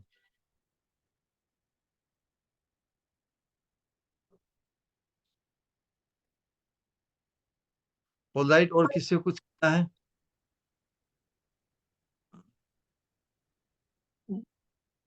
प्रणाम श्री गुरु, हरे कृष्ण। हरे कृष्ण। बहुत ही अद्भुत। श्री गुरु, एक सवाल था। जैसे आप कहते हो, जब जब वंशी वादन होता है तो गोपियाँ कुछ भी ये नहीं सोच के, बस क्योंकि कुछ सोचते समझते कि उस वक्त उनकी हालत ही नहीं होती है, वो सिर्फ बस धावित होती जाती है उस बंसी की आवाज में, उस धुन में। यूं तो गोपियाँ हर पल अपने आप को क्योंकि समाज के दायरे में बांध के रखी थी, पर जब वो उनकी धुन सुनती है तो फिर वो धावित होती है, तो फिर फिर उस वक्त समाज का क्या, मतलब वो उस वक्त समाज का रिएक्शन, या फिर उस वक्त कुछ भी नहीं? भगवान भगवान का स्वरूप, भगवान का तत्व क्या है? भगवान का स्वरूप वो सर्वेश्वरेश्वर है ना। तो सब कुछ तो भगवान के अंकुश में है। जब भगवान कुछ इच्छा करे तो उसमें तो कोई बाधा नहीं हो सकती ना। आई बात समझ में? जी। भगवान किसी का आह्वान करे तो उसमें तो कोई दोष रह ही नहीं सकता ना। वो तो सबके नियामक है। सभी तो उनके द्वारा नियम में है। सभी उनके द्वारा शासित है। अ, जैसे राजा हो ना, राजा किसी चीज को चाहे तो उसमें कोई राजा को दोष है क्या? नियम कानून मर्यादा ये तो सब बाकी सब के लिए है। भगवान के भगवान के लिए कोई मर्यादा थोड़ी। भगवान तो सर्वेश्वरेश्वर है। तो इसीलिए जो योग माया जो भगवान की अंतरंगा शक्ति का एक एस्पेक्ट है, भगवान की इच्छा पूर्ण करने के लिए सब कुछ व्यवस्थित कर देती है ना। इस प्रकार इस भौतिक जगत में सबका नियमन माया शक्ति करती है ना भगवान। जी। तो माया शक्ति के अंतर्गत ही द्वेष, खटपट, कॉन्फ्लिक्ट, उसने ये देखा, उसने वो किया, ये इत्यादि सब कुछ। तो जो जो त्रिगुणात्मक माया है वो भी योग माया की छाया रूप है। हम्म, भगवान की इच्छा पूर्ण करने के लिए फिर कोई बाधा रह सकती? कि बाधा तब तक ही जब तक भगवान आह्वान नहीं करे। इसलिए गोपियां जब तक भगवान आह्वान नहीं करते तब तक ही इन चीजों को बाधाएं मानती है कि क्या करें, भगवान का तो भगवान से मिलने के लिए अति आतुर रहते हुए भी कैसे जाएं। लेकिन जब भगवान उनका आह्वान करते हैं तब तो कोई बाधा उन्हें बाधाएं दिखती ही नहीं, है ना। समथिंग इज, तो भगवान उनके लिए इतने महत्वपूर्ण है, इतने महत्वपूर्ण है कि लोक लाज, वेद, मर्यादा सब कुछ। जैसे बताया कि गोपियां परम कुलवती स्त्रियां हैं। कुलवती स्त्री के लिए लांछित होना या कोई कुल की मर्यादा का त्याग करना, लोक वेद धर्म का त्याग करना, देह धर्म का त्याग करना, ये तो मृत्यु से भी अधिक पीड़ादायी है, असहनशील है। लेकिन कृष्ण अनुराग की उत्कृष्टता को यहाँ पे व्यक्त करने के लिए बताया कि वो सभी बाधाएं जो बड़ी मुश्किल, मतलब मृत्यु से भी अधिक, मतलब अग्नि में जलने की जो पीड़ा है उससे भी अधिक पीड़ा उन्हें यदि कुल की मर्यादा, लोक मर्यादा को त्याग किया जाए। क्योंकि बहुत ही उत्कृष्ट कुलवती है ना। कुलवती मतलब बहुत ही लज्जाशीला और मर्यादा वाली, सभी सभी धर्म के गुणों में प्रतिष्ठित ऐसी ब्रज सुंदरियां हैं। उनके लिए धर्म की मर्यादा का भंग करना मृत्यु से भी अधिक पीड़ादायक है। वो मृत्यु का वर्ण कर लेगी लेकिन अपनी धर्म कुल की मर्यादा त्याग नहीं कर सकती। ऐसी ही ब्रज कुलवती स्त्रियों की प्रतिष्ठा है। लेकिन श्याम सुंदर की वंशी का जब आह्वान हुआ तब कोई भी मर्यादा उन्हें, है ना, कोई भी मर्यादा उन्हें रोक नहीं पाई, कोई भी बाधा नहीं बन सकी। सभी बाधाओं को पार करके वो श्याम सुंदर से मिलित हो गई। तो ऐसी अवस्था जब, इसीलिए कहा है कि गोपी भाव अर्थात भगवान के लिए सब समय ऑल टाइम फुल्ली रेडी, जो अवस्था है वही गोपी भाव है। में फिर श्याम सुंदर की बंसी का आह्वान या राधा रानी का आह्वान हो तब तक हमें इंतजार करना चाहिए। वर्तमान देह में, ये साधक देह में हमें बस उत्कंठा बढ़ाए रखते हुए ये अनुशीलन करना चाहिए। और क्योंकि ये अंतस चिंतन है ना, अंतर में जो हमारी मंजरी होने की जो भावना है, ये अभिमान बहुत जरूरी है। और ये अभिमान मंजरी होने का, ये हमारे स्वरूप के अनुरूप, हम बार बार इस बात को इसलिए कहते हैं समझने के लिए कि जो चीज हमें प्राप्त अभी तक नहीं हुई है ना, हम प्राप्त होने की प्राप्त होने की हमारा पोटेंशियल एक क्षमता है, क्योंकि हम कृष्ण के हैं, हम युगल के हैं। जीवेर स्वरूप होय कृष्ण नित्य दास, ये जो जनरल है उसी प्रकार जीव मात्र का स्वरूप, स्वरूप तो वो स्त्रैण है। स्त्रैण मतलब सेवक या सेविका, तो भगवत धाम में तो या तो सखा तत्व या सखी तत्व है ना। तो सखी के अंतर्गत जो मंजरी, उज्जवल रस में तो सभी को ही मंजरी रूप ही है। जो राधा रानी की या श्याम सुंदर की जो सेवा करना चाहती है, तो वहां पे तो सेविका बनकर ही प्रवेश है निकुंज मंदिर या रास मंदिर में। क्योंकि दास या पुरुष तो वहां एक ही है, श्याम सुंदर। राधा रानी की सेवा में भी एक ही दास अलाउड है, वो भी ऑल टाइम नहीं। किंकरियों को, किंकरियां राधा रानी की नित्य प्रिय संगिनी बनकर वहां पर राधा रानी के चरणों की सेवा में संलग्न रह सकती है। तो कृष्ण लीला के अंतर्गत भी, कृष्ण भक्ति के अंतर्गत भी जो मंजरी भाव की जो उपासना है, ये अद्वितीय है। यही महाप्रभु की विशेषता, महाप्रभु की जो महावदान्यता है। इसी कारण है कि हम पतितम जीवों के लिए भी, हम जो इतनी कच्ची मिट्टी की तरह हमारी अवस्था है, अनेक प्रकार के धर्म के, कर्म के संस्कार को लेकर, परमार्थ के संस्कारों को लेकर अनेक प्रकार की धारणाएं, अनेक प्रकार की निष्ठा, रुचि इत्यादि हमारी उत्पन्न हुई, लेकिन हम आसक्ति हमारी राधा रानी की किंकरी बनने की जो भावना है, किंकरी पद को प्राप्त करने का जो प्रस्ताव है महाप्रभु का, उसके प्रति हमारी आसक्ति उत्पन्न हो। आसक्ति के सोपान पाने पर फिर हम जो अन्य मल्टीपल रुचि, निष्ठा या श्रद्धा परमार्थ के मार्ग पर, भक्ति की साधना के मार्ग पर भी है, उससे हम ऊपर उठकर फिर एकांतिक इस मंजरी भाव में अपने आप को प्रतिष्ठित कर पाएंगे। ऑलराइट। जी जी जी, बहुत अद्भुत। धन्यवाद कोटि कोटि। शिखा जी, आप शिखा सखी, आप अनम्यूट कर सकते हो। प्रणाम श्री गुरु, हरे कृष्णा। हरे कृष्णा। बिल्कुल। इसी क्वेश्चन से रिलेटेड श्री गुरु, तो फिर भगवान का आह्वान किस रूप या कैसा होता है? फिर वो मृत्यु रूप में ही फाइनल वाला, या जैसे कि दीक्षा लेते हैं तब, या क्या?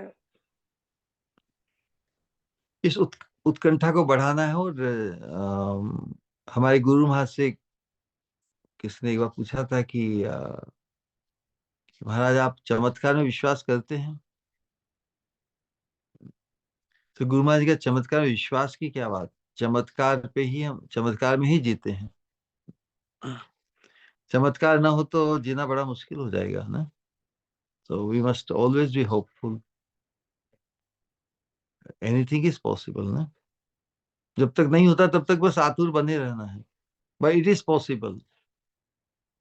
तो गुरु महाराज ने बस एक सिंपल जो एंगल है उससे कह दिया, anything is possible to any one of us. अब इसकी रेडिटी देखिए ना, कितना कितनी प्रकार का अध्यात्म या परमार्थ के नाम पर, धर्म के नाम पर ऑप्शंस है ना। उसके अंतर्गत भी महाप्रभु का कनेक्शन कितना रेयर है। हम हमारे घर में ही भले सगे कितने संबंधी, उनको भी महाप्रभु का जो तत्व है उससे परिचित नहीं करा पाते। नहीं, एक ही घर में अलग अलग साक्षात जो परमार्थ की या जो परतत्व का जो पराकाष्ठा है महाप्रभु, उनसे परिचित भारत की भूमि में भी जो भक्ति करते, कोई कृष्ण की, कोई राम की, नरसिंह बरहा है, वो भी परिचित नहीं है ना, रेयर। तो महाप्रभु के कनेक्शन, महाप्रभु में भगवत बुद्धि की जागृति कितना रेयर है बताओ, is extremely rare. Even now. तो उस चीज से जो परिचित हो जाएगा, उस रेयर वस्तु को अपने सगे भाई से, बहन से या पड़ोसी से, उससे भी शेयर करने में इस ऑलमोस्ट इम्पॉसिबल ना।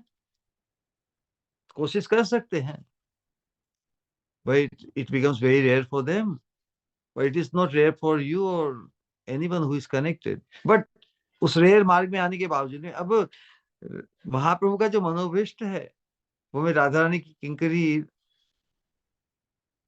बनने के सौभाग्य को प्रदान करना चाहिए, उसके प्रति कितना किसका आकर्षण है, इस फर्दर मोर रेयर ना।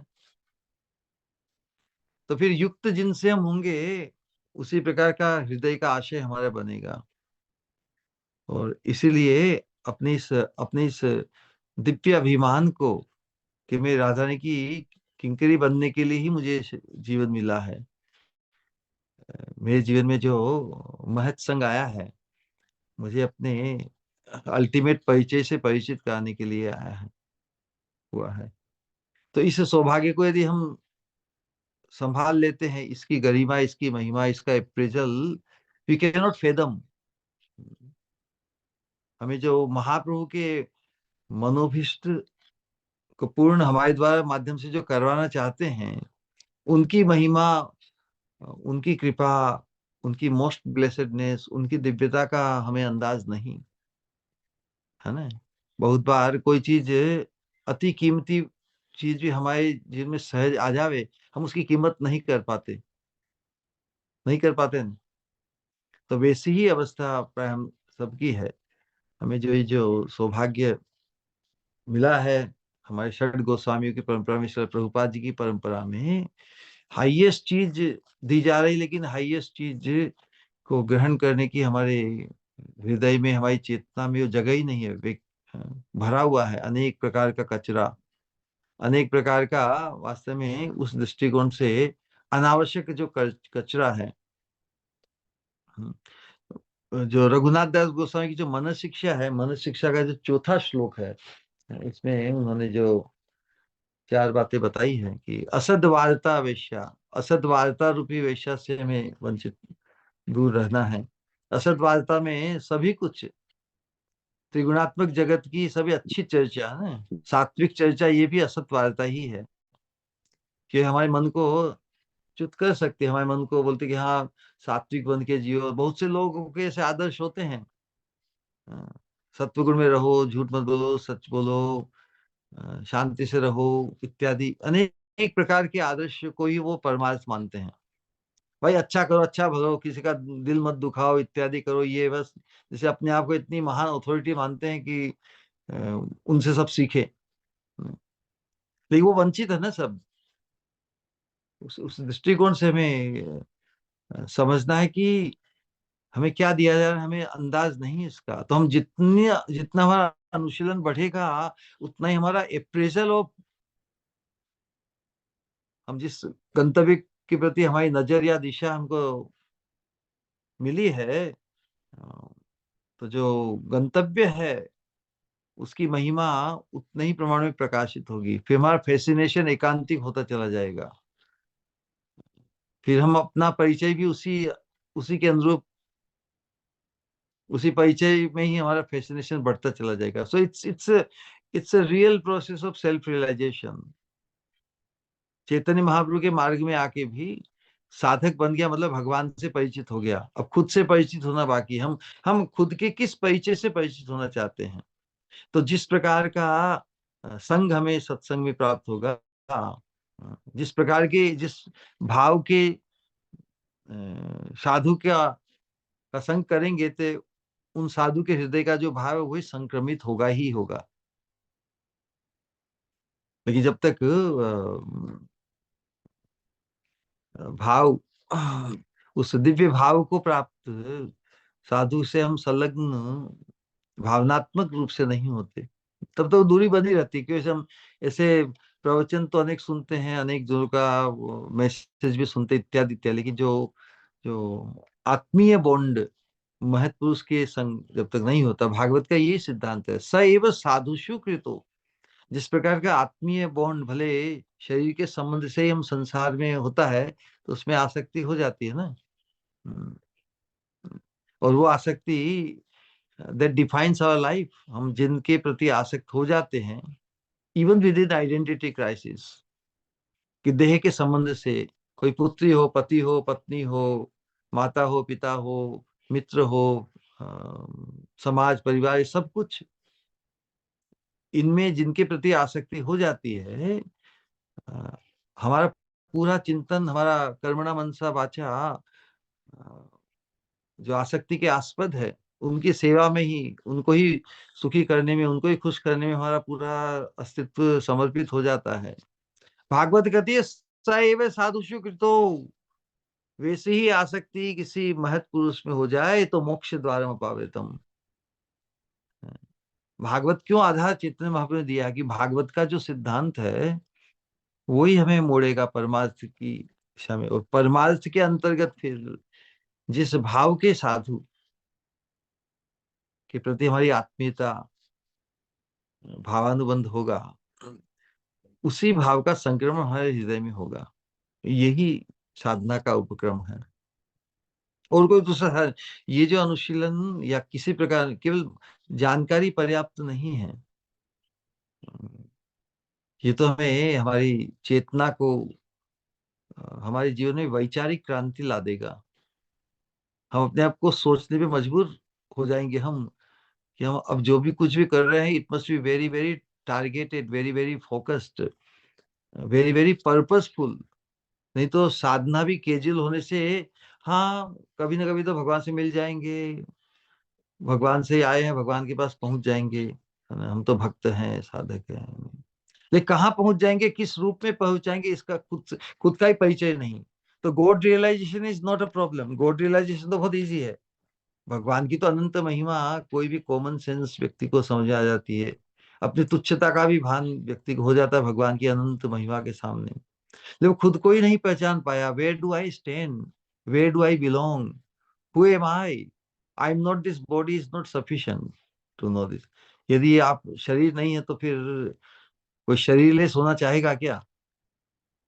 तो मंजरी भाव की उपासना में प्रस्ताव ये है, you are not this body, but you are a परमा रूपवती मंजरी बॉडी। इसके प्रति फैसिनेशन जगाना है ना।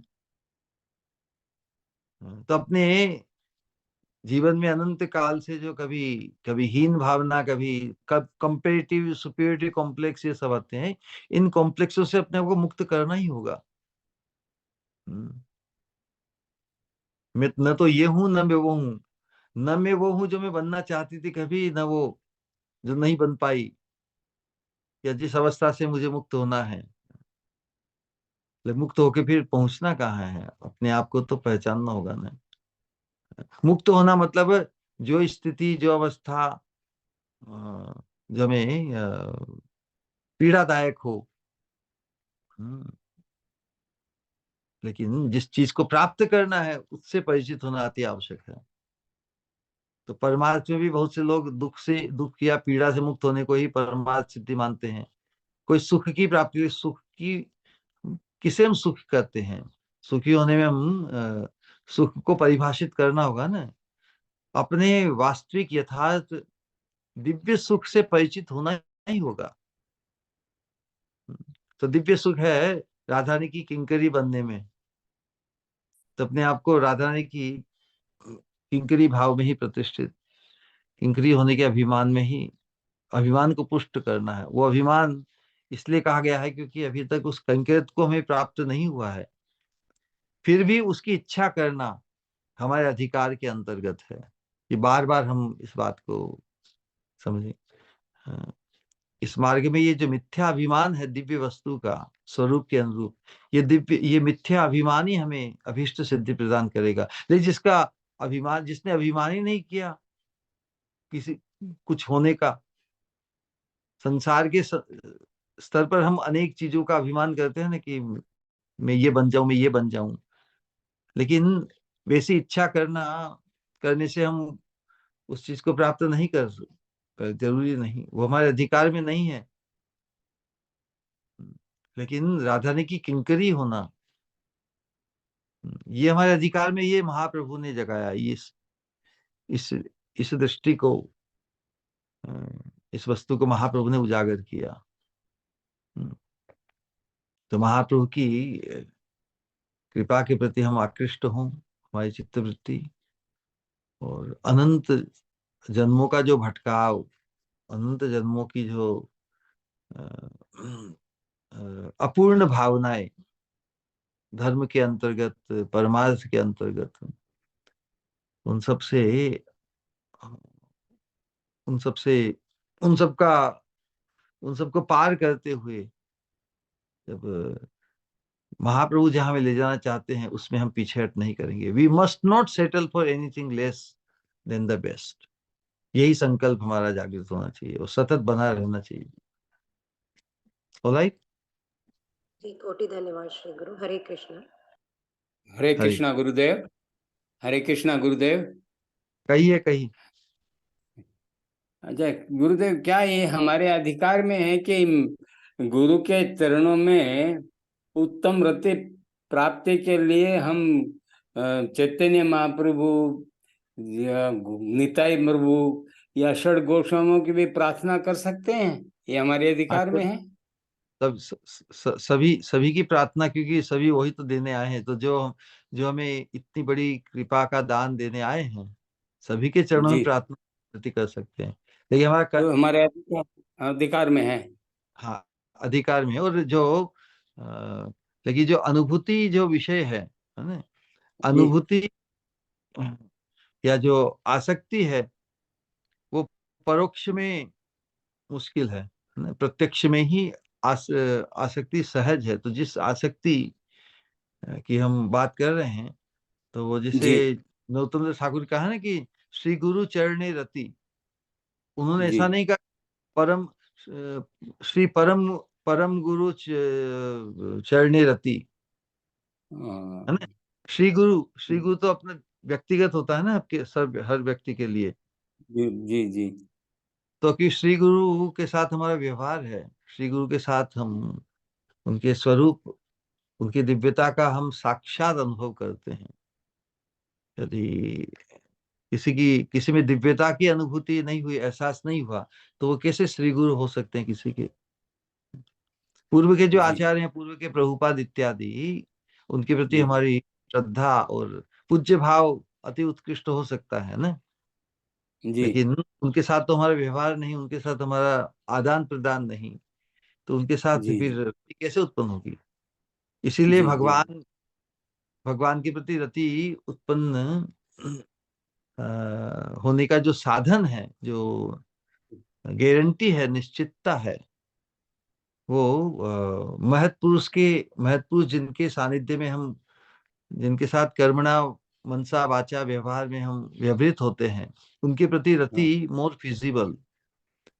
हाँ और तो इसलिए इसे जो उदाहरण दिया ना कि हम राधा रानी के चरणों से जो कनेक्टेड होना चाहते, राधा रानी के जो चरणारविंद की सेवा की प्राप्ति, कंकैत की प्राप्ति, वो हम सबका सेंटर है ना। जी तो सेंटर से कनेक्ट होना, या जो सेंटर से कनेक्टेड है उससे कनेक्ट होना, एक ही चीज है। जी जी बल्कि हम हम राधा रानी के चरणों के सेंटर से कनेक्टेड हुए कि नहीं, उसमें थोड़ा संशय हो सकता है पूर्ण रूप से। लेकिन कोई जो राधा रानी के चरणों रूपी सेंटर से, केंद्र से अ, संलग्न है, उस व्यक्ति को यदि हमने पहचान लिया, तो हमारी यात्रा बहुत इजी हो जाएगी, जी जी संशय नहीं रहेगा, है ना। जी जी खुद के जी जी डायरेक्ट संलग्न होने में संशय हो सकता है ना। हाँ हाँ जी इसीलिए महत्पुरुष का जो संग है, आसक्ति, जिसके हाँ। प्रति आसक्ति होती है, उसके प्रति हमारे संशय होता है क्या? ये सिद्धांत जो भागवत नहीं धर्म का है, बड़ा नहीं अनूठा नहीं है। होता। जी भागवत धर्म में ही, भागवत धर्म के अतिरिक्त जितनी भी योग की साधना है, उसमें डिटेचमेंट पे जोर दिया जाता है ना। भाई जी अनासक्त हो, विरक्त हो, छोड़ो छोड़ो छोड़ो छोड़ो। हाँ भागवत धर्म में तो जो भागवत व्यक्ति है, उसमें अनुरक्त होने की बात कही है। और किसी भी धर्म में आसक्त होने की विचार को भी इतना सराहा नहीं गया कि आसक्ति ही भव बंधन का कारण है, आसक्ति ही भव बंधन का, लेकिन वही आसक्ति जब साधु में हो जाए तो मोक्षदायक भगवत प्राप्ति, भगवत प्रीति, भगवत अनुरक्ति का मार्ग खुल जाता है, गारंटीड हो जाता है। जी क्योंकि साधु अर्थात जो भगवान से जुड़ा हुआ है, जिसके जीवन का केंद्र भगवान बन गए, जिनके जीवन का केंद्र राधा कृष्ण चरण सेवा ही, राधा कृष्ण चरणारविंद की जो प्रीति है, वही जिनके जीवन का केंद्र बन गया, वही साधु है इस मार्ग में ना। तो उस जी साधु में यदि हमारी ऐसी ऐसी श्रद्धा, रुचि, आसक्ति हो जाए, आसक्ति जिसके प्रति होती है उसमें हम खुद से अधिक विश्वास करते हैं ना, उनके जी निर्णय को, उनकी इच्छा को हम खुद की इच्छा से भी अधिक मानकर वी सबमिट टू दैट। तो उसी जी प्रकार जब हम किसी ऐसे साधु के प्रति, उसके जजमेंट के प्रति हम सबमिट करने की हमारी तैयारी हो जाएगी, अब करने लगेंगे, तो फिर हमारा राधा रानी के कंकेत को प्राप्त करना फिर पहेली नहीं रहेगी। इट विल बिकम द, सो मापदंड यही है कि राधा जी रानी के कैंकर्य भाव में, राधा दास्यम भाव में प्रतिष्ठित साधु के प्रति हमारी श्रद्धा किस स्तर की है। यादृशी यादृशी श्रद्धा सिद्धिर भवति तादृशी, it comes down, boils down to this point. हम राधा रानी के चरणों से डायरेक्ट संबंध कनेक्ट हो पाएंगे कि नहीं, इसमें संशय है। ये जो जी राधा रानी के चरणों की सेवा भाव में जो संलग्न है, वैसे जी व्यक्ति में यदि हमारी वैसे श्रद्धा, आसक्ति पूर्ण श्रद्धा उत्पन्न हो जाए, तो फिर we feel like we have got it, हमें प्राप्त हो गया। क्योंकि और कोई आकांक्षा फिर रह नहीं पाएगी। हमारा जीवन कर्मणा मनसा वाचा उसी प्रकार ग्रूव हो जाएगा, मॉडिफाई हो जाएगा कि राधा रानी के चरण ही एकमात्र में हमारे चित्त में छाए रहेंगे। ऑलराइट। जी थैंक यू बहुत बहुत धन्यवाद। कोटि कोटि प्रणाम गुरुदेव, दंडवत प्रणाम।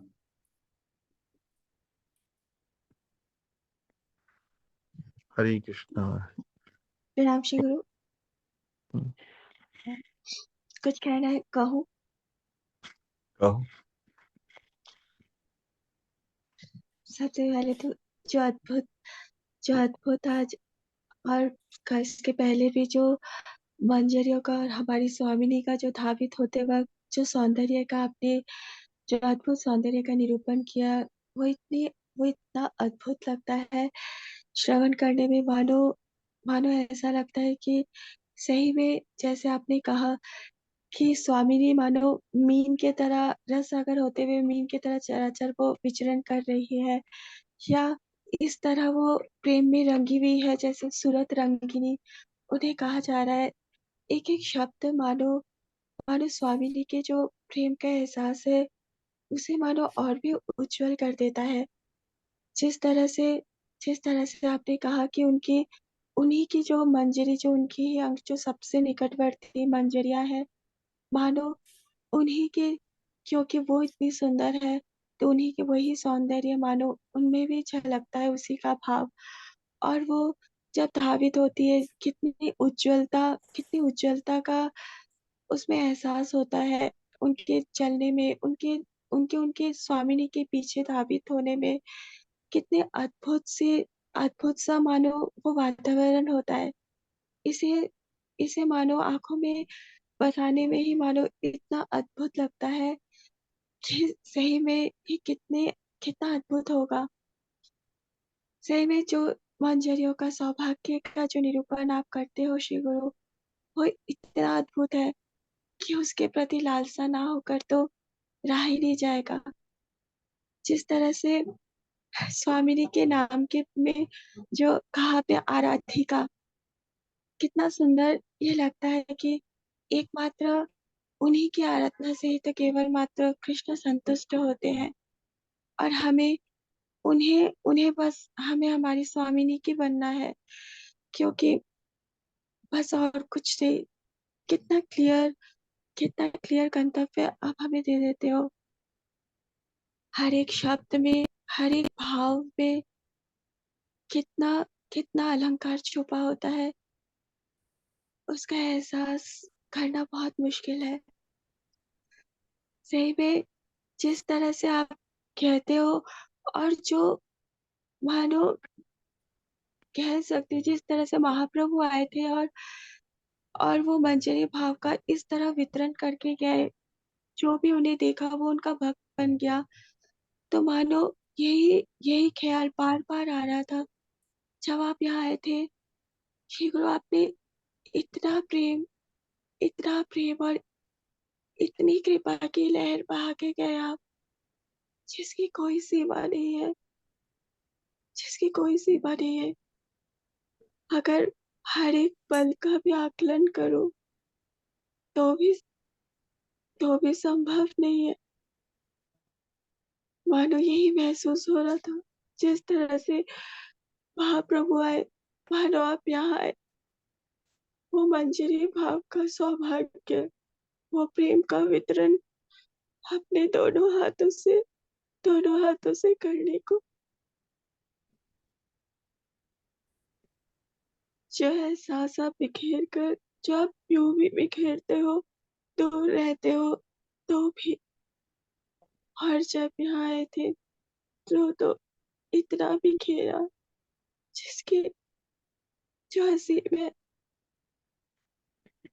मानो जो महसूस करती हूँ, जैसे कि जब खुद से ज्यादा विश्वास होता है तो हर पल ये एहसास होता है कि जो आपका हाथ है, तो चाहे जीवन की कोई भी परिस्थिति हो, कैसी भी हो, पर वो घबराहट नहीं आती। जो निर्भयता का एहसास मानो आपने हृदय में इस तरह से आपने रोपित कर दिया है, जिसे कोई हिला नहीं सकता।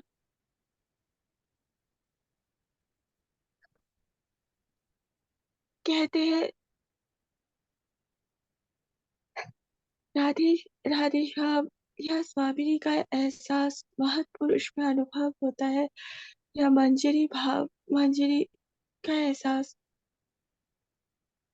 तो जब जब आप यहाँ आए, जब जब आप चले, जब जब आप रुके, जब जब आप बैठे, जब जब आप मुस्कुराए, जब जब आप कुछ बोले, हर पल मानो यूं एहसास हुआ जैसे कोई स्वामी जी ऐसे ही चलती होगी, ऐसे ही बोलती होगी, ऐसे ही मुस्कुराती होगी और ऐसे ही रुकती होगी।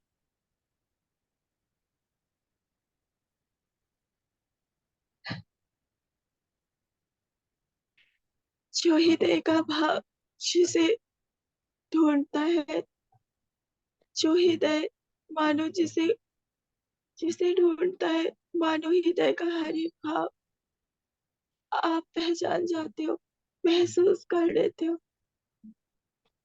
और उसे उसी तरह का एहसास दे देते हो।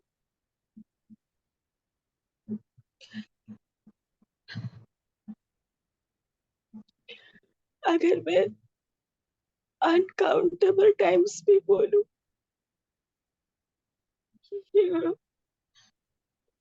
Thank you so much for becoming my शीगुरु। तो भी कम है, तो भी कम है।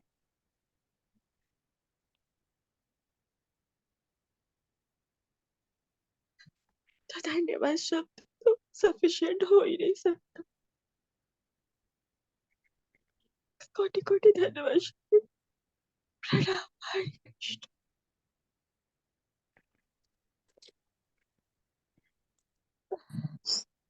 निताय गौर प्रेमानंदे। हरि हरि बोल। गौर प्रेमानंदे। हम सब 3 बार हरे कृष्ण महामंत्र का उच्चारण करेंगे हमारे प्रिय श्री गुरु के सम्मान में, प्रियता और पूज्यता के पास। हरे कृष्णा कृष्ण हरे कृष्णा हरे हरे हरे, हरे राम राम हरे हरे।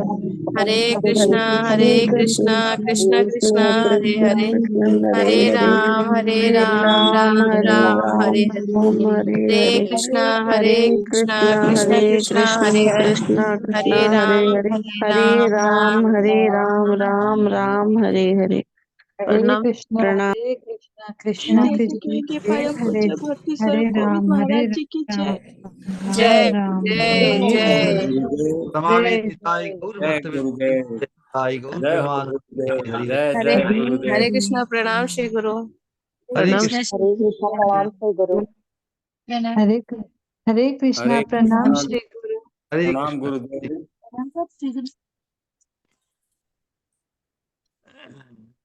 गौर प्रेमानंदे हरि हरि बोल।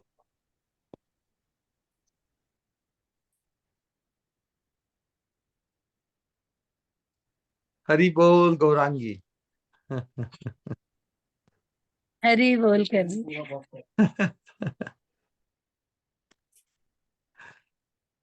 गौर प्रेमानंदे हरि हरि बोल। हरि हरि बोल।